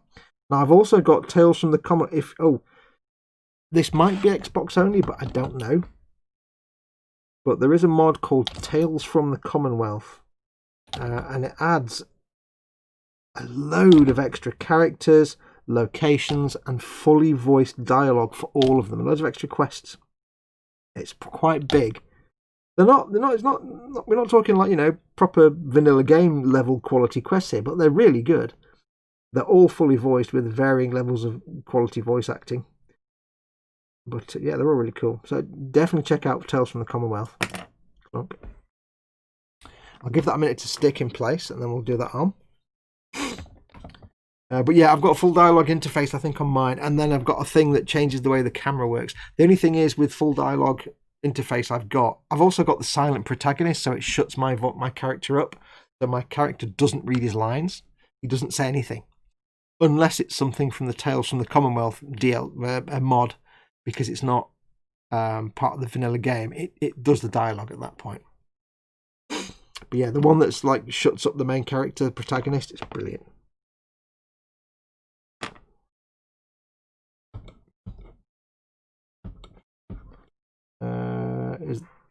Yes, that's the one that's the one that shows the lines, I think, Candygram. But there's a couple of others that go with it. And I think if you read the blurb for some of them, they do give suggestions for different mods to go with it. I think in the blurb it suggests things like, I think it's called Silent Protagonist, but it might not be. Or it's called or something like that, which just shuts your character up. Basically makes it Fallout 3 mode. You choose a dialogue option that you can actually see what the words are, and the only people that speak are the other characters. But it doesn't work in non-mod stuff. It doesn't work in outside of the actual game itself. Right, so I think he's going to be fine to paint. Not going to have a problem painting this guy because there's nothing sticking out in the way of anything else. I'm going to have a problem getting him in the damn storage box, and this is the big problem with Death Guard. Death Guard look fantastic and they're great, but if you've only got like a skirmish case or the Citadel battle case, they really aren't designed for tall things like that. For Death Guard, Death Guard really do not fit well into a skirmish or a battle or a crusade case. It's like, oh, fudge. You can buy third-party cases that have specific Death Guard foams in them, or you can get the pick and choose foam and stuff. But yeah, I don't know. Dan Kramer, I currently have 180 active mods and 91 disabled. I need to see if there's a way to have Vortex export a list. When I put together my list of mods, I had to physically write them all out one by one. Right, swig of water.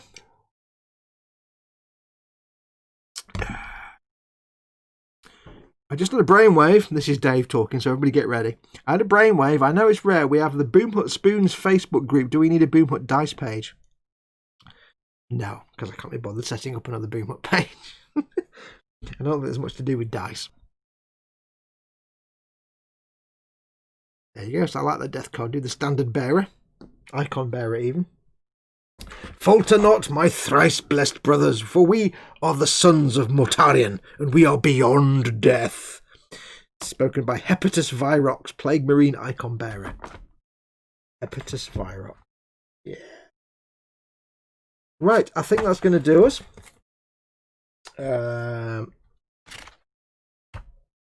We got them through. Well, we literally got like 3 minutes left. Boom dice. Boom dice. Maybe, I don't know. If I get round to it, I might do it. I don't know. We've got the Boom Hut, we've got the Spoon Hut, we've got the dice, Boom Dice or the Dice Hut. Boom Dice. We'll see. I might do if I get time. Anyway, I need to go for a massive wee news. It's really well timed. Put a blade around my knife. You've had no stabity, but I have finished 2 dudes and finished off the other dude. Technically, we've done 3 dudes today. Yay, thank you for your company. As always, don't forget, later on, after I finished here, at 6:15, Dad's doing his in-between show. 6:15 till, I guess, 7 o'clock, 7:30, something like that. So do go and watch Dad. It's on Scale Your Models. Dad, say something in chat so people can see you. Scale Your Models.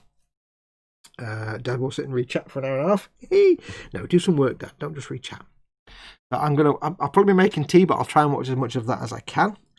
And then, of course, at Chris, did you say, if you're still in, did you say whether you're streaming tonight? Either Chris at 8 PM or Ted if he's doing it at 9 PM. I'm assuming, I'm guessing now. I don't know because I've not heard from either of them. One of them might be doing a stream later on, either on Gross Models channel if it's Warhammer Sunday, or Skipper Ted if he's doing his Bane Blade, but that's going to probably be more like 9 o'clock, but I haven't heard back from Ted. So, yeah, I don't know yet. But keep an eye on both of them. They'll be on later on. And, of course, I will be back tomorrow night, Monday night, with the eModels live stream. Tomorrow I'll be filming some Falcon painting, so yes, crack on with that.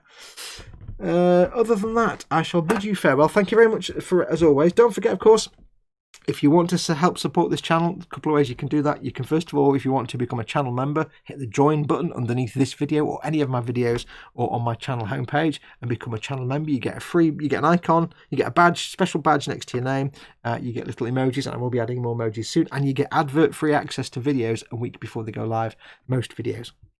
Or you can become a patron. Join me at patreon.com/modelmakingguru, where you also get lots of various perks, including ad-free early release stuff, so go and check it out. Or if you want to, you can just use my Amazon store links in the description below the video. You can buy stuff you need. If there's something you need from Amazon and it's not in my store, give me a shout. I'll add it for you. It doesn't have to be anything to do with model making. It can be a swimming pool or anything you want. A box of chopsticks or something like that. I can add it for you.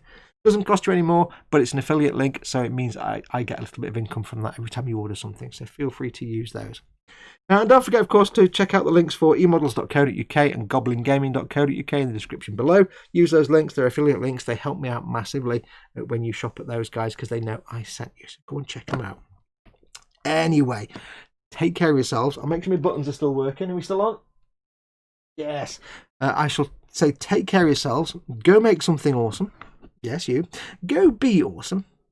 And until next time. Yes, don't forget, by the way, if you want a list of my Fallout 4 Xbox mods, drop me a message on Facebook, either to Model Making Guru, if you're my personal friend on my personal account, drop it there, or Facebook, anywhere. Send me a message and I'll pop you in my list of Skyrim and Fallout 4 mods. Anyway, take care, like and subscribe. I'll see you soon. Go make something awesome. Go be awesome. You, there, you. I can see you. You. If you're on a 75-inch screen right now, is that the biggest finger in the world? Go make something awesome. Go be awesome. And until next time, adios, amoebas.